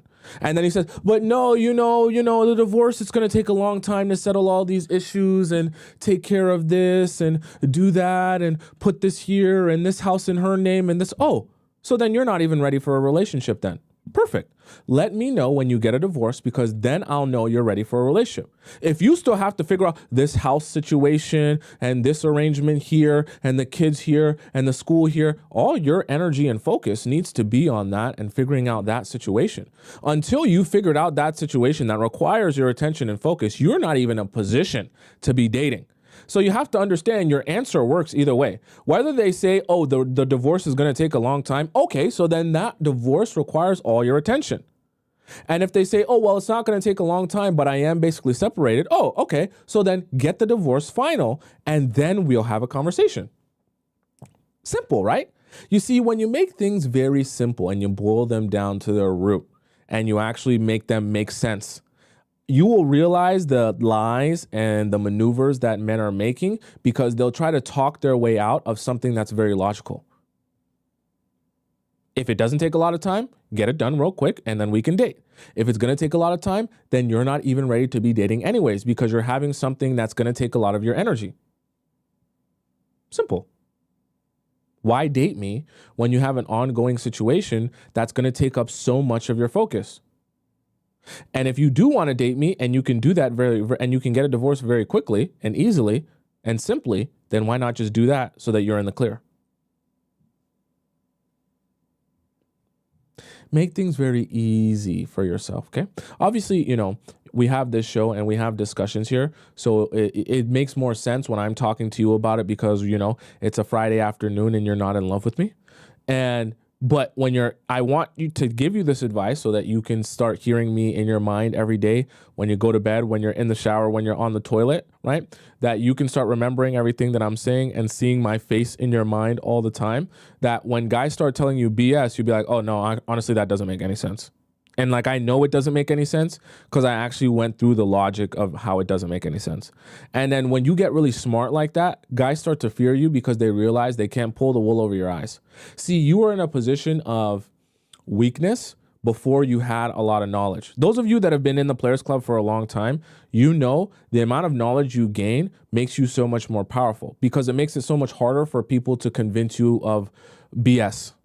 When you are unaware or you're naive, you're easily controlled. And that's actually when the guys who like to manipulate will be the most attracted to you because they realize how little you know and the fact that they can convince you of anything. You actually end up repelling a lot of men when you're really intelligent and smart and know what you want and know what you're looking for because the men that want to take advantage of you will realize they can't convince you of whatever they want and that you're too smart that you're going to see through the lies. So they start saying, damn, I might as well not waste my time on her because she's not even going to go for any of the lies, which is good. You don't want to be wasting your time on those men anyways, right? Eve says he has a girlfriend of 7 years, living with her for 2 years, yet he is not divorced from her wife, just separate, and he has side chicks. Eve, please put that message in the Discord because I feel like there's so much to unpack there that it would be hard for me to just, answer that in one simple thing, okay? All right, guys, we're going to hop into our React segment of the show now, all right? Spam up in the chat. Your headphone emoji, spam up in the chat. Your baby oil emoji, spam up in the chat. Your camcorder emojis. Okay, we're going to be filming this live with some baby oil. And I want you guys that have more questions for me, please go into the Discord. Either go into our Discord premium and donate to the show first. You got to donate to the show. So hit that donate link in our pineapples, right? I mean, yours girlfriend now, so yeah. Also, is it too early that I said yes? I think at this point, you've already said yes, so it's fine. You just got to follow through with it. We've been dating for 3 months. That's fine. And exactly. But I feel like I know him well enough now. So then you're in a good place. Also, for month 4, can I see him 8 hours per week? You said, and split it how I want, precisely. Or was it 6 hours and split it how I want? No, you can do 8 hours. It's perfectly fine. You can do the split. Also, this is a silly question, but he is a good cook and making me lasagna and cookies because I'm be studying a lot the next 2 days, and he will deliver them to my house. He really wants to taste my cooking, and I said I'd make him something for Christmas. But since he is cooking for me and has been wanting me to cook for him for a while and is still asking me right now, is it okay if I make him steak? Not gonna lie, I might just buy one from Longhorn and pretend I made it. So he thinks I'm a really good cook. I'm not. Also, let me know if I did a mistake today while tutoring. I tutored my brother as well. And so my man got us both food, and he met my brother, and he was very respectful, and they got along. So, but I don't know if it was too soon. No, I mean, now he's your boyfriend, so there's nothing wrong with him meeting your brother, and there's nothing inappropriate about that. As it relates to you cooking him dinner, you're also his girlfriend, so this is part of getting girlfriend privileges, right? You don't have to be so worried about what if you're doing too much or not, because now he's made you his girlfriend. Now, obviously, you don't want to just, forget all the things that you learned in the Players Club and not take any of the advice, but you do want to be, you do want to be keeping track and being aware of that. But I think as far as giving him things or doing things for him, you're the girlfriend now, so you can cook for him if you want. And I think you should. You said you can't cook. Do whatever tastes better. So if you really think you're gonna burn the steak, don't cook the steak. Just pre-make it or whatever you want it to do. But if you can, then cook it from scratch. Although, I mean, if you want to be a wife, like a stay-at-home mom, you want to have some skill set. Just saying. Let's go to our next question. Thank you, Anna. Let's go to our next question, which comes from M. Okay, so M says boundaries made of feathers.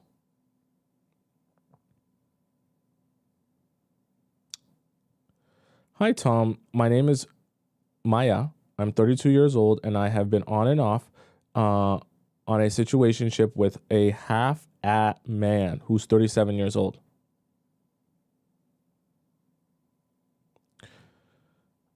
The first time we started talking was early this year. Talked for about for a month and a half, planned to meet, but then he suddenly disappeared and blocked me from everywhere. Later on, I found out that it was because he started dating someone else. That's a pretty simple, close and shut case, or open and shut case, I should say. Because if you find out that he's dating someone else, what else is there to entertain? A few months after that, we started talking again, and this time we fully met in person. On our first date, we slept together immediately.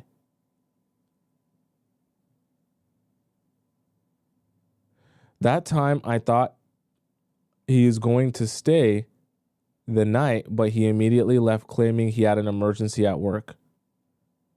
He had an emergency at work at midnight?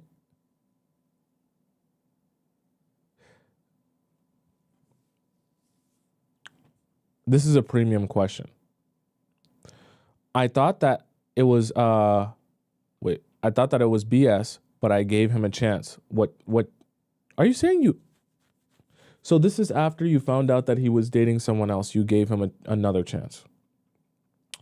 A week after that, I knew I started falling in love, and I started becoming paranoid. He follows a lot of women on Instagram and likes their photos as well. I have confronted him about it about it, and he told me that there is nothing to it. Later on, I found out that he was in a conquest with other women through a social media dating group for women. Wait, what? What does that even mean? I don't understand what you mean. I found out he was in a conquest with other women okay, like he was, penetrating other women. Is that what you mean? He was posted. Oh, why didn't you just say this? Are you talking about, are we dating the same guy? Why didn't you just say, I found him on Are We Dating the Same Guy? Okay, chat, for those of you who don't know what this is, Are We Dating the Same Guy is like a Facebook group that people make in different, major cities where they'll post a guy that they're suspicious is talking to other women or, married or not single. And they'll essentially say, hey, do any of you know this guy? Can you give me any information on him? Or like, are you dating him or know someone who's dating him? And it's like, to be able to get information on guys that are either married or, that are suspicious. I wouldn't advise you to be on a group like that simply because if you're dating guys that you feel the need to post in that group or to see if someone posts about them, then you're not even dating the right guy. But there are groups like that on Facebook that exist. I think almost in every major city, there's one of those groups. Okay. I've never been posted for those of you who are curious. He was posted there as apparently he ghosted someone and about 10 girls commented that they talked to him and some of them he had ghosted too and some had slept with. I had a friend that got posted on this actually. I confronted him about it. He got mad because to him, that group and the women posting there are all crazy. We had a fight over it a week. We had a fight over it for a week. I forgave him again after that. Please see the comments for the rest of the message. After a week of this, I felt he started pulling away. I asked him if there's something bothering him. I posted a TikTok video wherein I was in a bar with him, caption saying, when the cute guy at the opposite table catches you staring.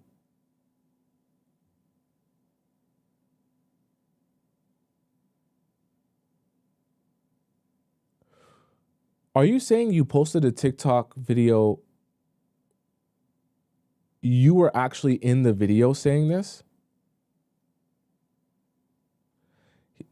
He replied to it with, I thought he was, with a clapping emoji, I thought he was upset because of it, because after I did it, I felt his energy changed.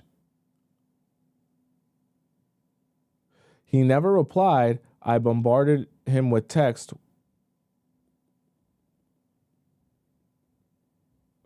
He replied eventually and told me he needed to learn how to be by himself.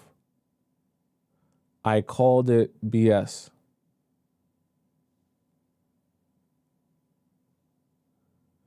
I told him that if he is man enough to date plenty of girls at the same time, then he should be man to end it when he has to.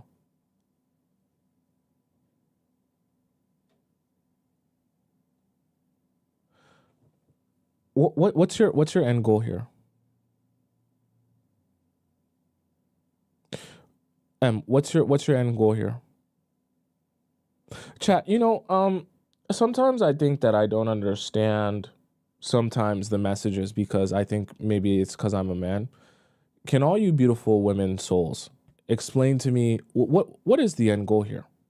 Because I'm struggling to understand what the actual goal of this is. I love you and I care about you and I want the best for you, but I just don't understand why are you continuing like to go back and forth with him? And why are you pressing him to end the relationship? Do you think you're like calling his bluff or something? Chad, I'm really confused. Please let me know. Are you trying to call his bluff on ending the relationship? Oh, you're not a man if you can't just end the is that a flex? We had a show today and I talked about not wasting your time doing useless activities. This is one of those. You from the jump, you already started this message with from the beginning I found out he was dating someone else. How does this even continue after that?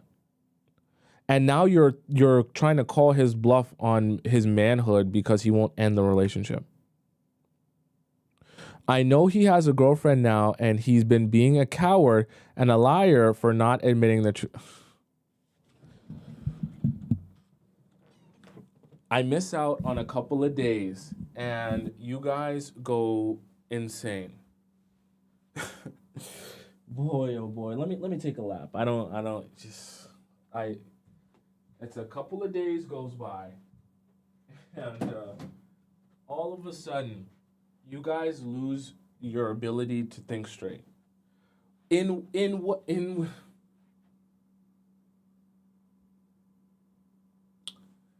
what did okay chat? I think it's because I'm a man. Chat, explain to me, please. Everyone, answer.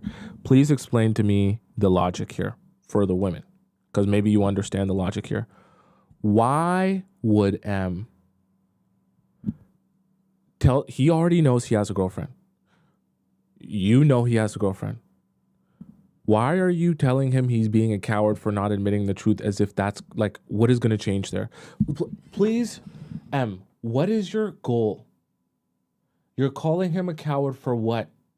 What is the actual purpose? Because your ego's hurt? You're a coward and a liar for not admitting the truth. Do you expect him to say, now that I have realized my ways of being wrong to you and treating you poorly, I've now realized how much I want to be your Prince Charming and end my relationship with that other girl and treat you how you deserve to be treated?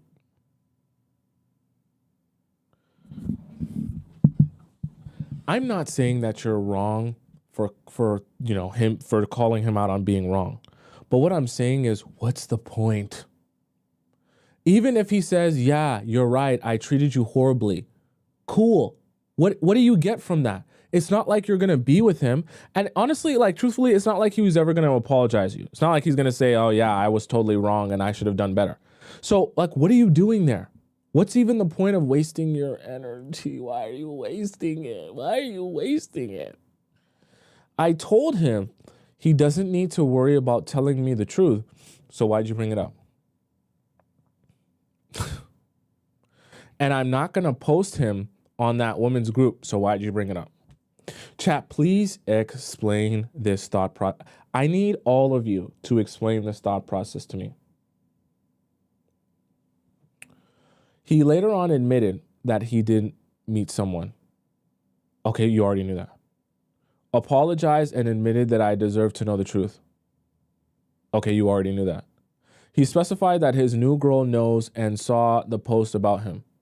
Okay, why does it concern you? And he appreciates how she has stayed instead of running away and has never lashed out or said anything. What does that concern you? I believe he is implying that this time when we had a fight about the group and I threatened that I'm going to leave him, you're not his girlfriend. What threat is the... Oh my God. Oh my God.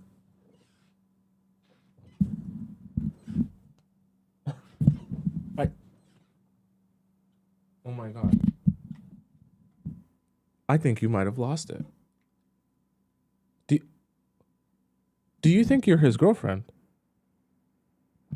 Oh my God.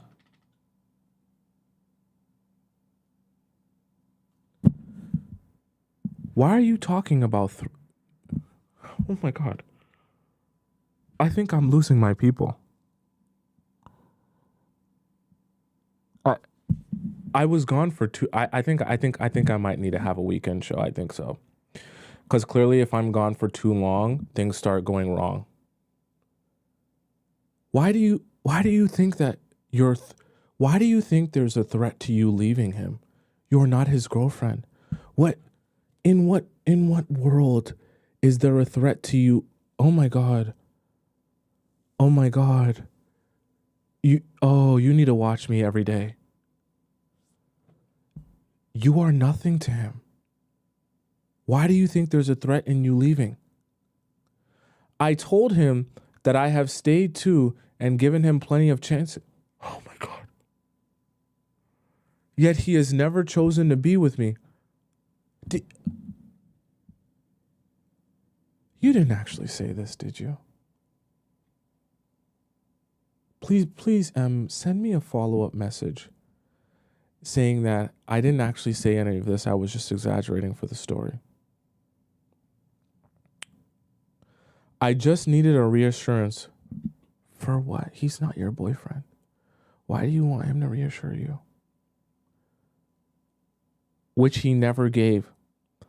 that he would stop talking to other girls. No.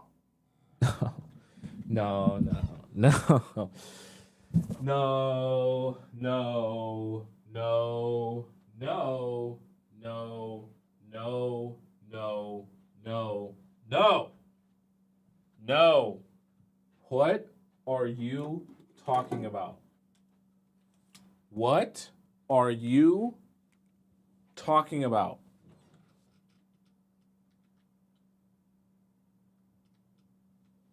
Oh my God.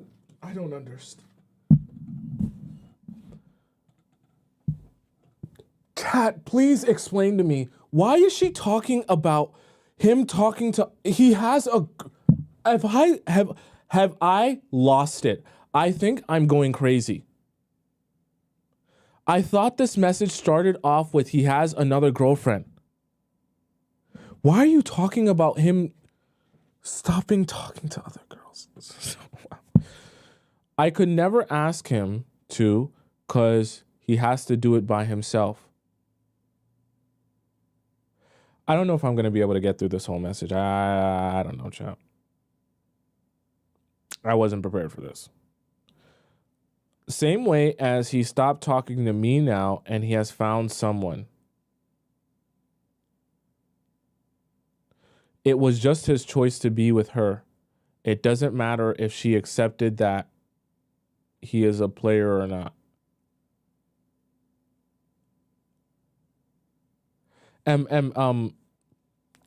Put in our general chat what drugs you take and what you smoke and what you drink.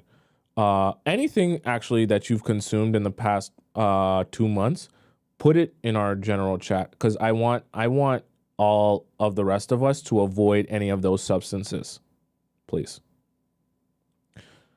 If you've taken any hallucinogens, put that in the chat too.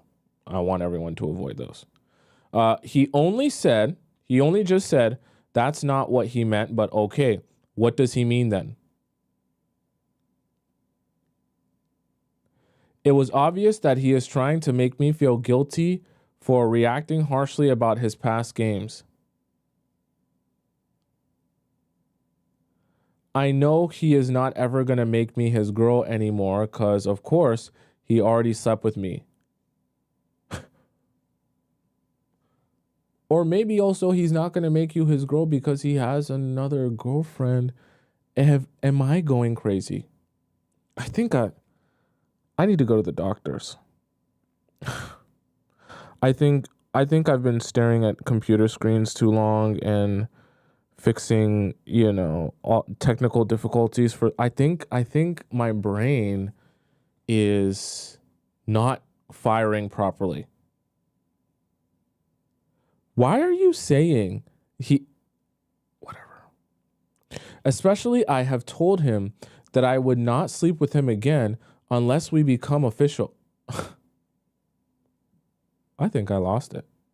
I think I'm going to wake up from a dream tomorrow. I think in a few hours I'm going to wake up from a dream. I think so. I don't think that this is real. I think I'm in a dream right now. I wish I could wake up. LOL, I know this is me trying to set a boundary made of feathers. It would be easier to find a new girl. More chances to get a body. But do you think he is serious about her?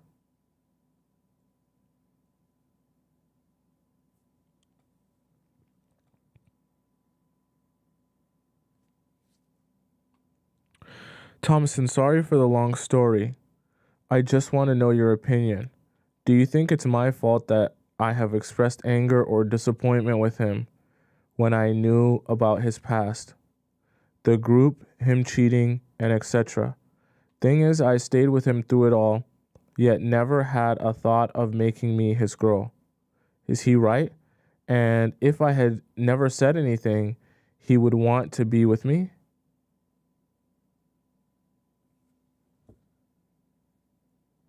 This might be the worst message we've ever had. I couldn't help but blame myself why I was never enough, even though I've given it my all. Is there anything you think I should have done differently?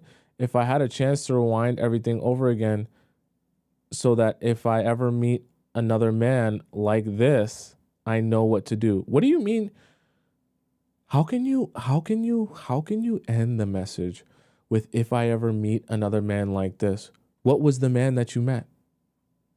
You're asking me how do I not get myself knowledgeable to meet another trash man that doesn't want to date me and has another girlfriend? What do you mean another man like this? As if the universe rewarded you with the man you were looking for. Okay, chat. Okay. I'm going to have a serious conversation with you. You need to solve your loneliness issue. That's the number one thing you need to solve, because what you just said in this entire message is absolute foolishness. The whole thing. The fact that this message even ends with what should I do if I meet another man like this is foolishness. I'm not going to be nice to you. Okay? You have to get out of your delusion here. You are nothing to this man that you're thinking things you had a thing with. You're nothing to him. He slept with you. He has a girlfriend. He has no respect for you. He doesn't care about you. He doesn't think about you. And he damn sure doesn't want his girlfriend to know about you. Let's just be for real. Secondly, I thought you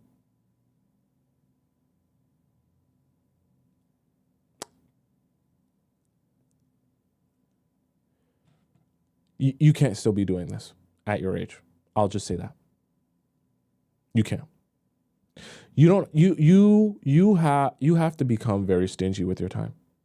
You can't still be doing these type of things at your age. Your level of emotional maturity and self-awareness should be higher than to be spending your time with a guy who you know is dating someone else and is on a site like Are We Dating the Same Guy? I'm not saying that you're a bad person for finding out that and, finding out he's dating someone else or finding him on that site or people posting about him. What I'm saying is your mistakes came when you continue to entertain that man and talk to him and sleep with him and hang out with him after realizing that. Because what are you trying to do? This is why I say the root of your problem is solving your loneliness problem. Because if you didn't feel lonely and you didn't feel like you had nothing, what you would have done instead of entertaining this guy is you would have realized, I'm not going to waste my time anymore with you. And I'm going to move on to someone who actually deserves my time and energy, which is what you should have done from the very beginning. And doing this with him was a mistake. And it was a mistake from finding out from the very beginning that he was dating someone else. I get it. You like the guy and I get it. You slept with him. Maybe he D'd you down. But at the end of the day, none of that is worth your self-respect. And I just don't understand why you kept talking about him like he was your boyfriend. Or you guys were in a relationship, because you weren't. I have to be honest with you, you weren't. And there was no type of relationship going on. So I don't get why you keep having this conversation as if like there was something going on when there wasn't.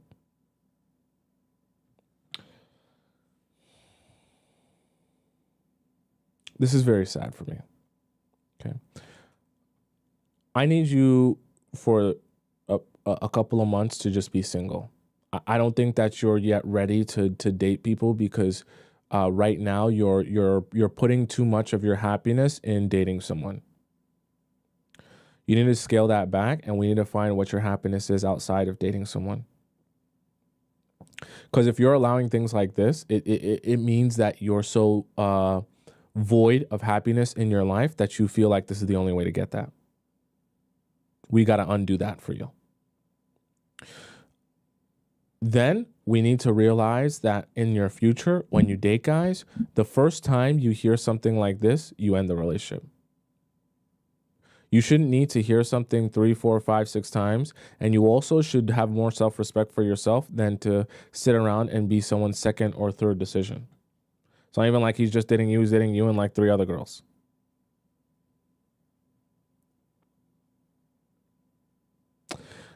Chat, should I start doing one-on-one coaching? Because I almost feel like this requires a year's worth of time. I might have to start doing one-on-one coaching if it's really that important, because we can't even have you dating for a while. We what you did was not good there. And you need to have more self-respect than that for your future and solve your loneliness problem. That's my answer to your question. Life on Lock. Samara says, "Hi, Tomisin. I'm a 20-year-old female who has been dealing with a 24-year-old man. I have a lot more money than the average adult as I have multiple streams of income."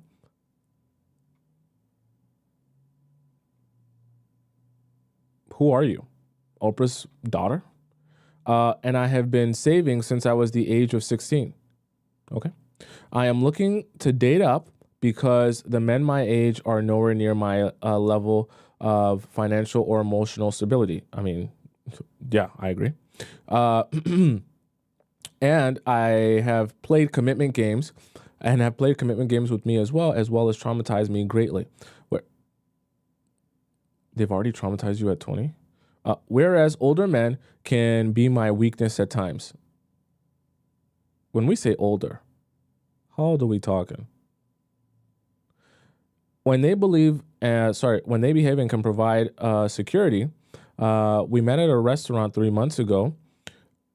I have been following your 1, 2, 3 date schedule so far, practicing being his therapist, not texting too consistently, and have also been declining dates here and there. He has pulled up on me unannounced to bring me flowers and food twice. We had the perfect chemistry during every interaction, pineapple tension through the roof, and I've gotten him to open up about some pretty deep stuff, and our dates felt euphoric. I also like to share my life with the people I have a close relationship with, and I don't like casually telling people what I do for a living. Specifically, people I have been dating for only a few weeks. 8.5 in this case. Now I'm wondering, what do you do for a living? He asked me multiple times what I do for work, tried to sneak it in our conversations periodically. I refused, though I reassured him it wasn't OnlyFans. Thank you. Thank you for that. Okay. Thank you. I was wondering too. In this case, that was what he was concerned about. I'm like any natural guy would be. I've considered lying about it just to pass in conversations, but he has made it clear he isn't interested in a future with me. Oh, sorry, he is interested in a future with me, okay? But the lack of transparency and interest he doesn't appreciate. Since I'm not a religious texter with him, as you advise, today he called me to end things as a result. Oh, wow. I am not upset. However, I wish he would have been more patient with me, as I am not open with people I am casually dating for the time being. I feel mystery may have frustrated him a little too much. How can I be more transparent with my life and emotions with a guy I date without them being too informed? Would it give me them a lighter or girlier idea of me in their mind? Do you think I should apologize for being so closed off if he comes back? Thank you kindly, Tomisin. You're extraordinary at your craft. Okay, Samara, here's the thing. Very, very important thing that I want you to notice. Nothing wrong with keeping your cards close to the chest, but you also do have to understand there's a balancing act to that. And some things that you keep close to the chest are going to make you seem suspicious, whether you like it or not. Not telling someone what you do for work is quite suspicious, unless it's something you feel it's necessary to hide. In which case, why do you feel the need to hide it if it's not something like OF, okay? Or something, you like, you get what I'm saying? If it's just a normal job or some sort of niche job that, is not putting his life in danger, right? Mish said, unless you're a CIA agent, there's no need to be so secretive. I agree. Unless you're a CIA agent, you're working in the FBI, you're on some criminal case, you're a personal, what's it called? A PI, right? A personal investigator or private investigator, sorry. There's just like, what's the need to be so secretive about your work?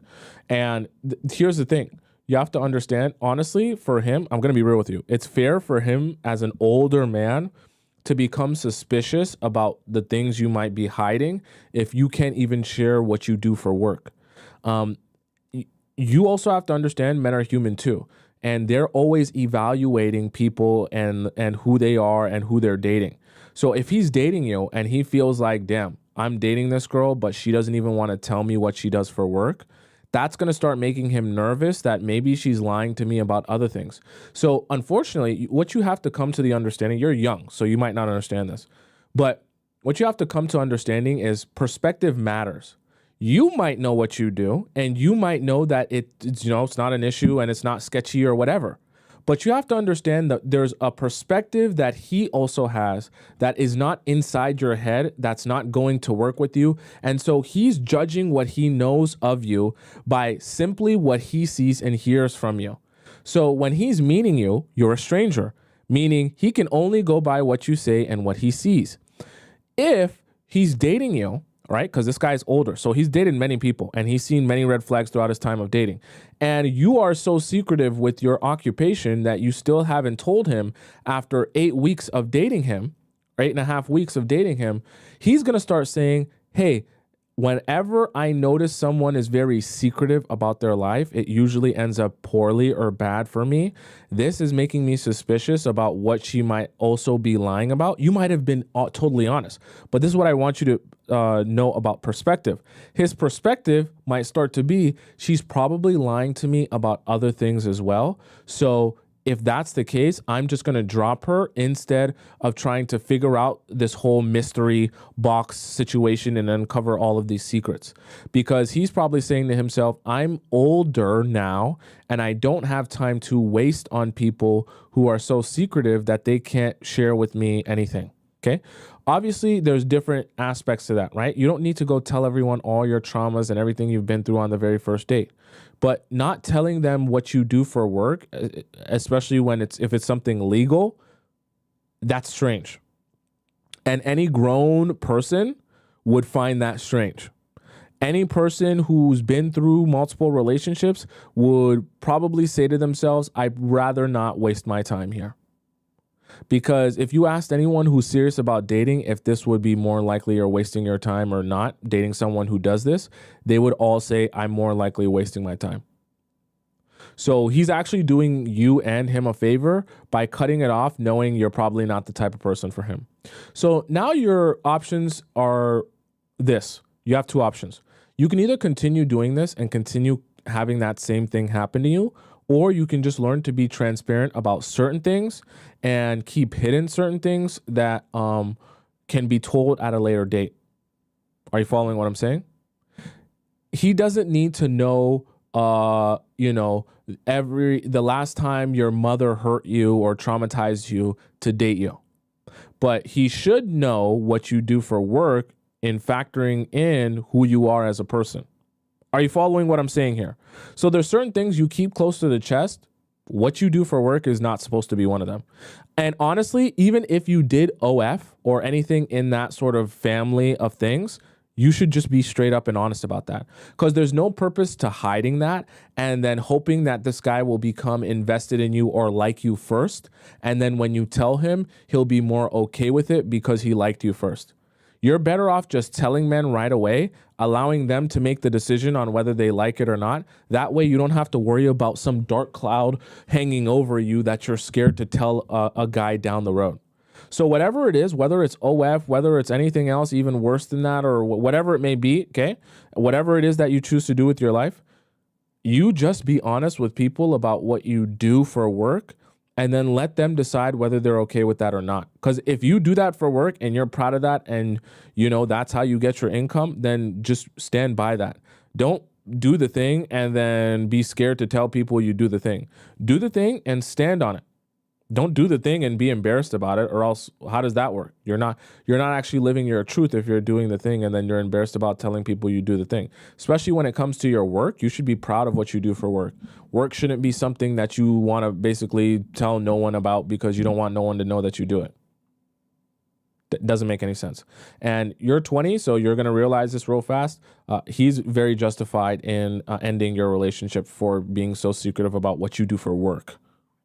I didn't say being secretive about, your traumas. Being secretive about what you do for work is a reason to break up with someone, because it's a major red flag. Okay.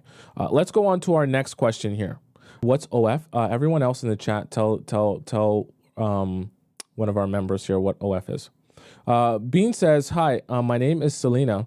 I've been dating a 49-year-old man since the end of July. We met at a bar. I was out with my coworkers celebrating, and he was there alone and sat next to me. We started talking and ended up staying there talking for about an hour. The conversation was good. He told me he was in an 8-year-long relationship with a woman who was an alcoholic. He ended up marrying her and they divorced after only 1 year.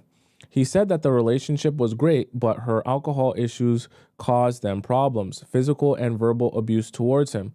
The relationship ended in March this year, but he says her and the kids moved out in March. He lives a lavish lifestyle and spoke about how he has business and properties out of the country and lives in a penthouse in the city. I looked it up and the rent is $5,000 a month. Okay. We went out to several dates and he always took me to really nice places. He helped me solve financial problems financially and introduced me to family and close friends. I admit that running into him and being introduced to a lifestyle I've never experienced was fun. I started to fantasize about the future. He told me he would help me start a business and that he helped his ex build a 6-figure business. Sounds great in theory. I decided to take a step back and assess the situation because I started to notice that things that concern me. I did a soft cutoff last week and he has been pleading with me ever since. What's your question here? Am I overreacting? Well, you also have what is the reason that you cut him off? That's obviously a really important part of this situation that you didn't describe here. So I can't really answer your question unless you tell me what the reason it is that you cut him off is, because I can't tell you whether it was justified or not if I don't know why you did it, or what happened in your relationship to determine why you would cut him off. Are you following what I'm saying? That's like a really important part to answering the question of are you overreacting here? Because I don't see any other second part. So you probably put that in your second part, and then I can answer your question. Oh, this is part 2. Thank you. Perfect. So then you say, oops, I just want to know, am I overreacting? He never invited me to his house. He said because of the memories of his ex. What? If his neighbors see me, that's grounds for alimony. Okay, so once again, why isn't he just divorced? He always wanted to go on dates to restaurants and bars, always very nice places, but always a bar or restaurant. He never wanted to drive his car when we went to places. He said it was only because his car was dirty from work. He has some DV cases in case search.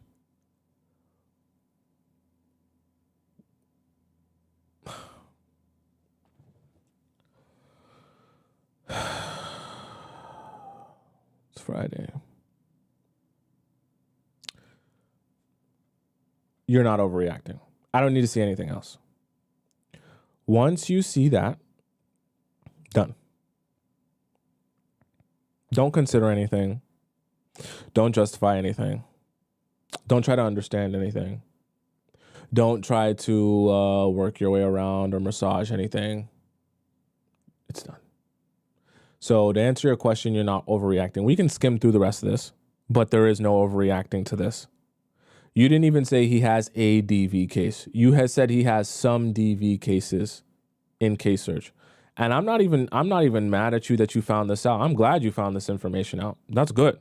Now he can't hide it from you. This is actually not even take a break from someone. This is a block and never speak to again. There's no point. Some DV cases, no. Don't ever speak to him again. We'll skim through the rest of this. There's nothing else to talk about here. I was looking for a proof of a divorce or a separation, but all I saw were DV charges, of course, because separation is just talk, right? He didn't tell me that himself. Of course, why would he? Is that information that someone should be forthcoming about? I don't know. Well, it's good either way. You found it out, so it's good, right? Obviously, too, you were probably getting some signs things were wrong, which is why you went looking for more information, which is good. You should be in search of more information. If I want to go home alone after a date, or I don't want to go home with them to a hotel, you should never be in anywhere with him anymore. That should be the end of everything. Okay. And also let me make this clear to you. You don't need to explain to him the information you got to make you come to the conclusion. Just drop it. Okay. I want to be very clear. Just drop it. Do not go feeling like you owe him an explanation. Oh, I found this out. And all he's going to do is defend himself. There is no defending multiple DV cases. So don't even bother hearing the story. Okay. Because I can't go to his actual house. Okay. Probably more for legal reasons. He gets upset and will ignore me or text paragraphs trying to make me emotional. But thanks to you, I'm indifferent. You should also be distant. In fact, a ghost. Then he will blame it on alcohol or say that he did it because he was frustrated and act like I don't care. Okay. He'll blame his own actions on alcohol. Sounds like a recipe for more DV. Okay. It's also other petty stuff, but it's cool. He's a cool guy. Sure, for now. I like him a lot, for now. But some of that is just a little iffy. You think DV cases is a little iffy? Do we have a misunderstanding of what DV is? A few DV cases is not a little iffy. A little iffy is a guy who only puts jelly on his peanut butter and jelly sandwich. A little iffy is a guy who doesn't eat crust. A little iffy is a guy that says, I don't like drinking chocolate milk. A little iffy isn't having a couple of DV cases.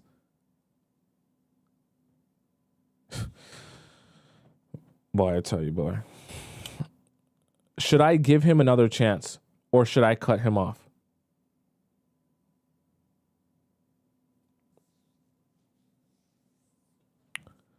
You should cut him off.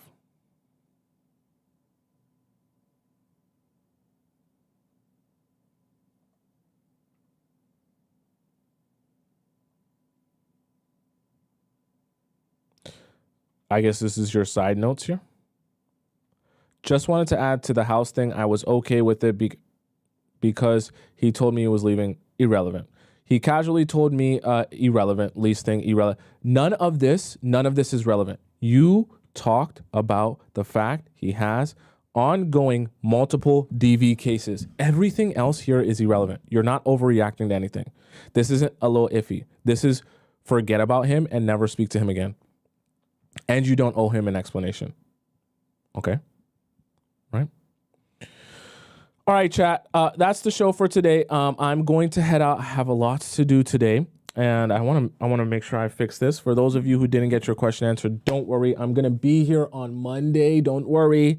I'm here all the time. There's going to be no technical difficulties, and I may or may not have a surprise show tomorrow, so be on the lookout for that, okay? I may or may not be here tomorrow, depending on how I feel. So just make sure you're in our Discord. Make sure you're there, because if I get on live tomorrow, you want to make sure you're there bright on time and show up for that, because depending on how I feel, I might do one tomorrow as well to make it up for you guys. Also, thank you very much to Jamie in our YouTube chat who donates $7. She said, thank you for the advice. A guy who wasted my time for 3 months this summer texted me this week, zero hesitation in deciding not to reply. I'm so glad that you didn't waste your time. All right, chat.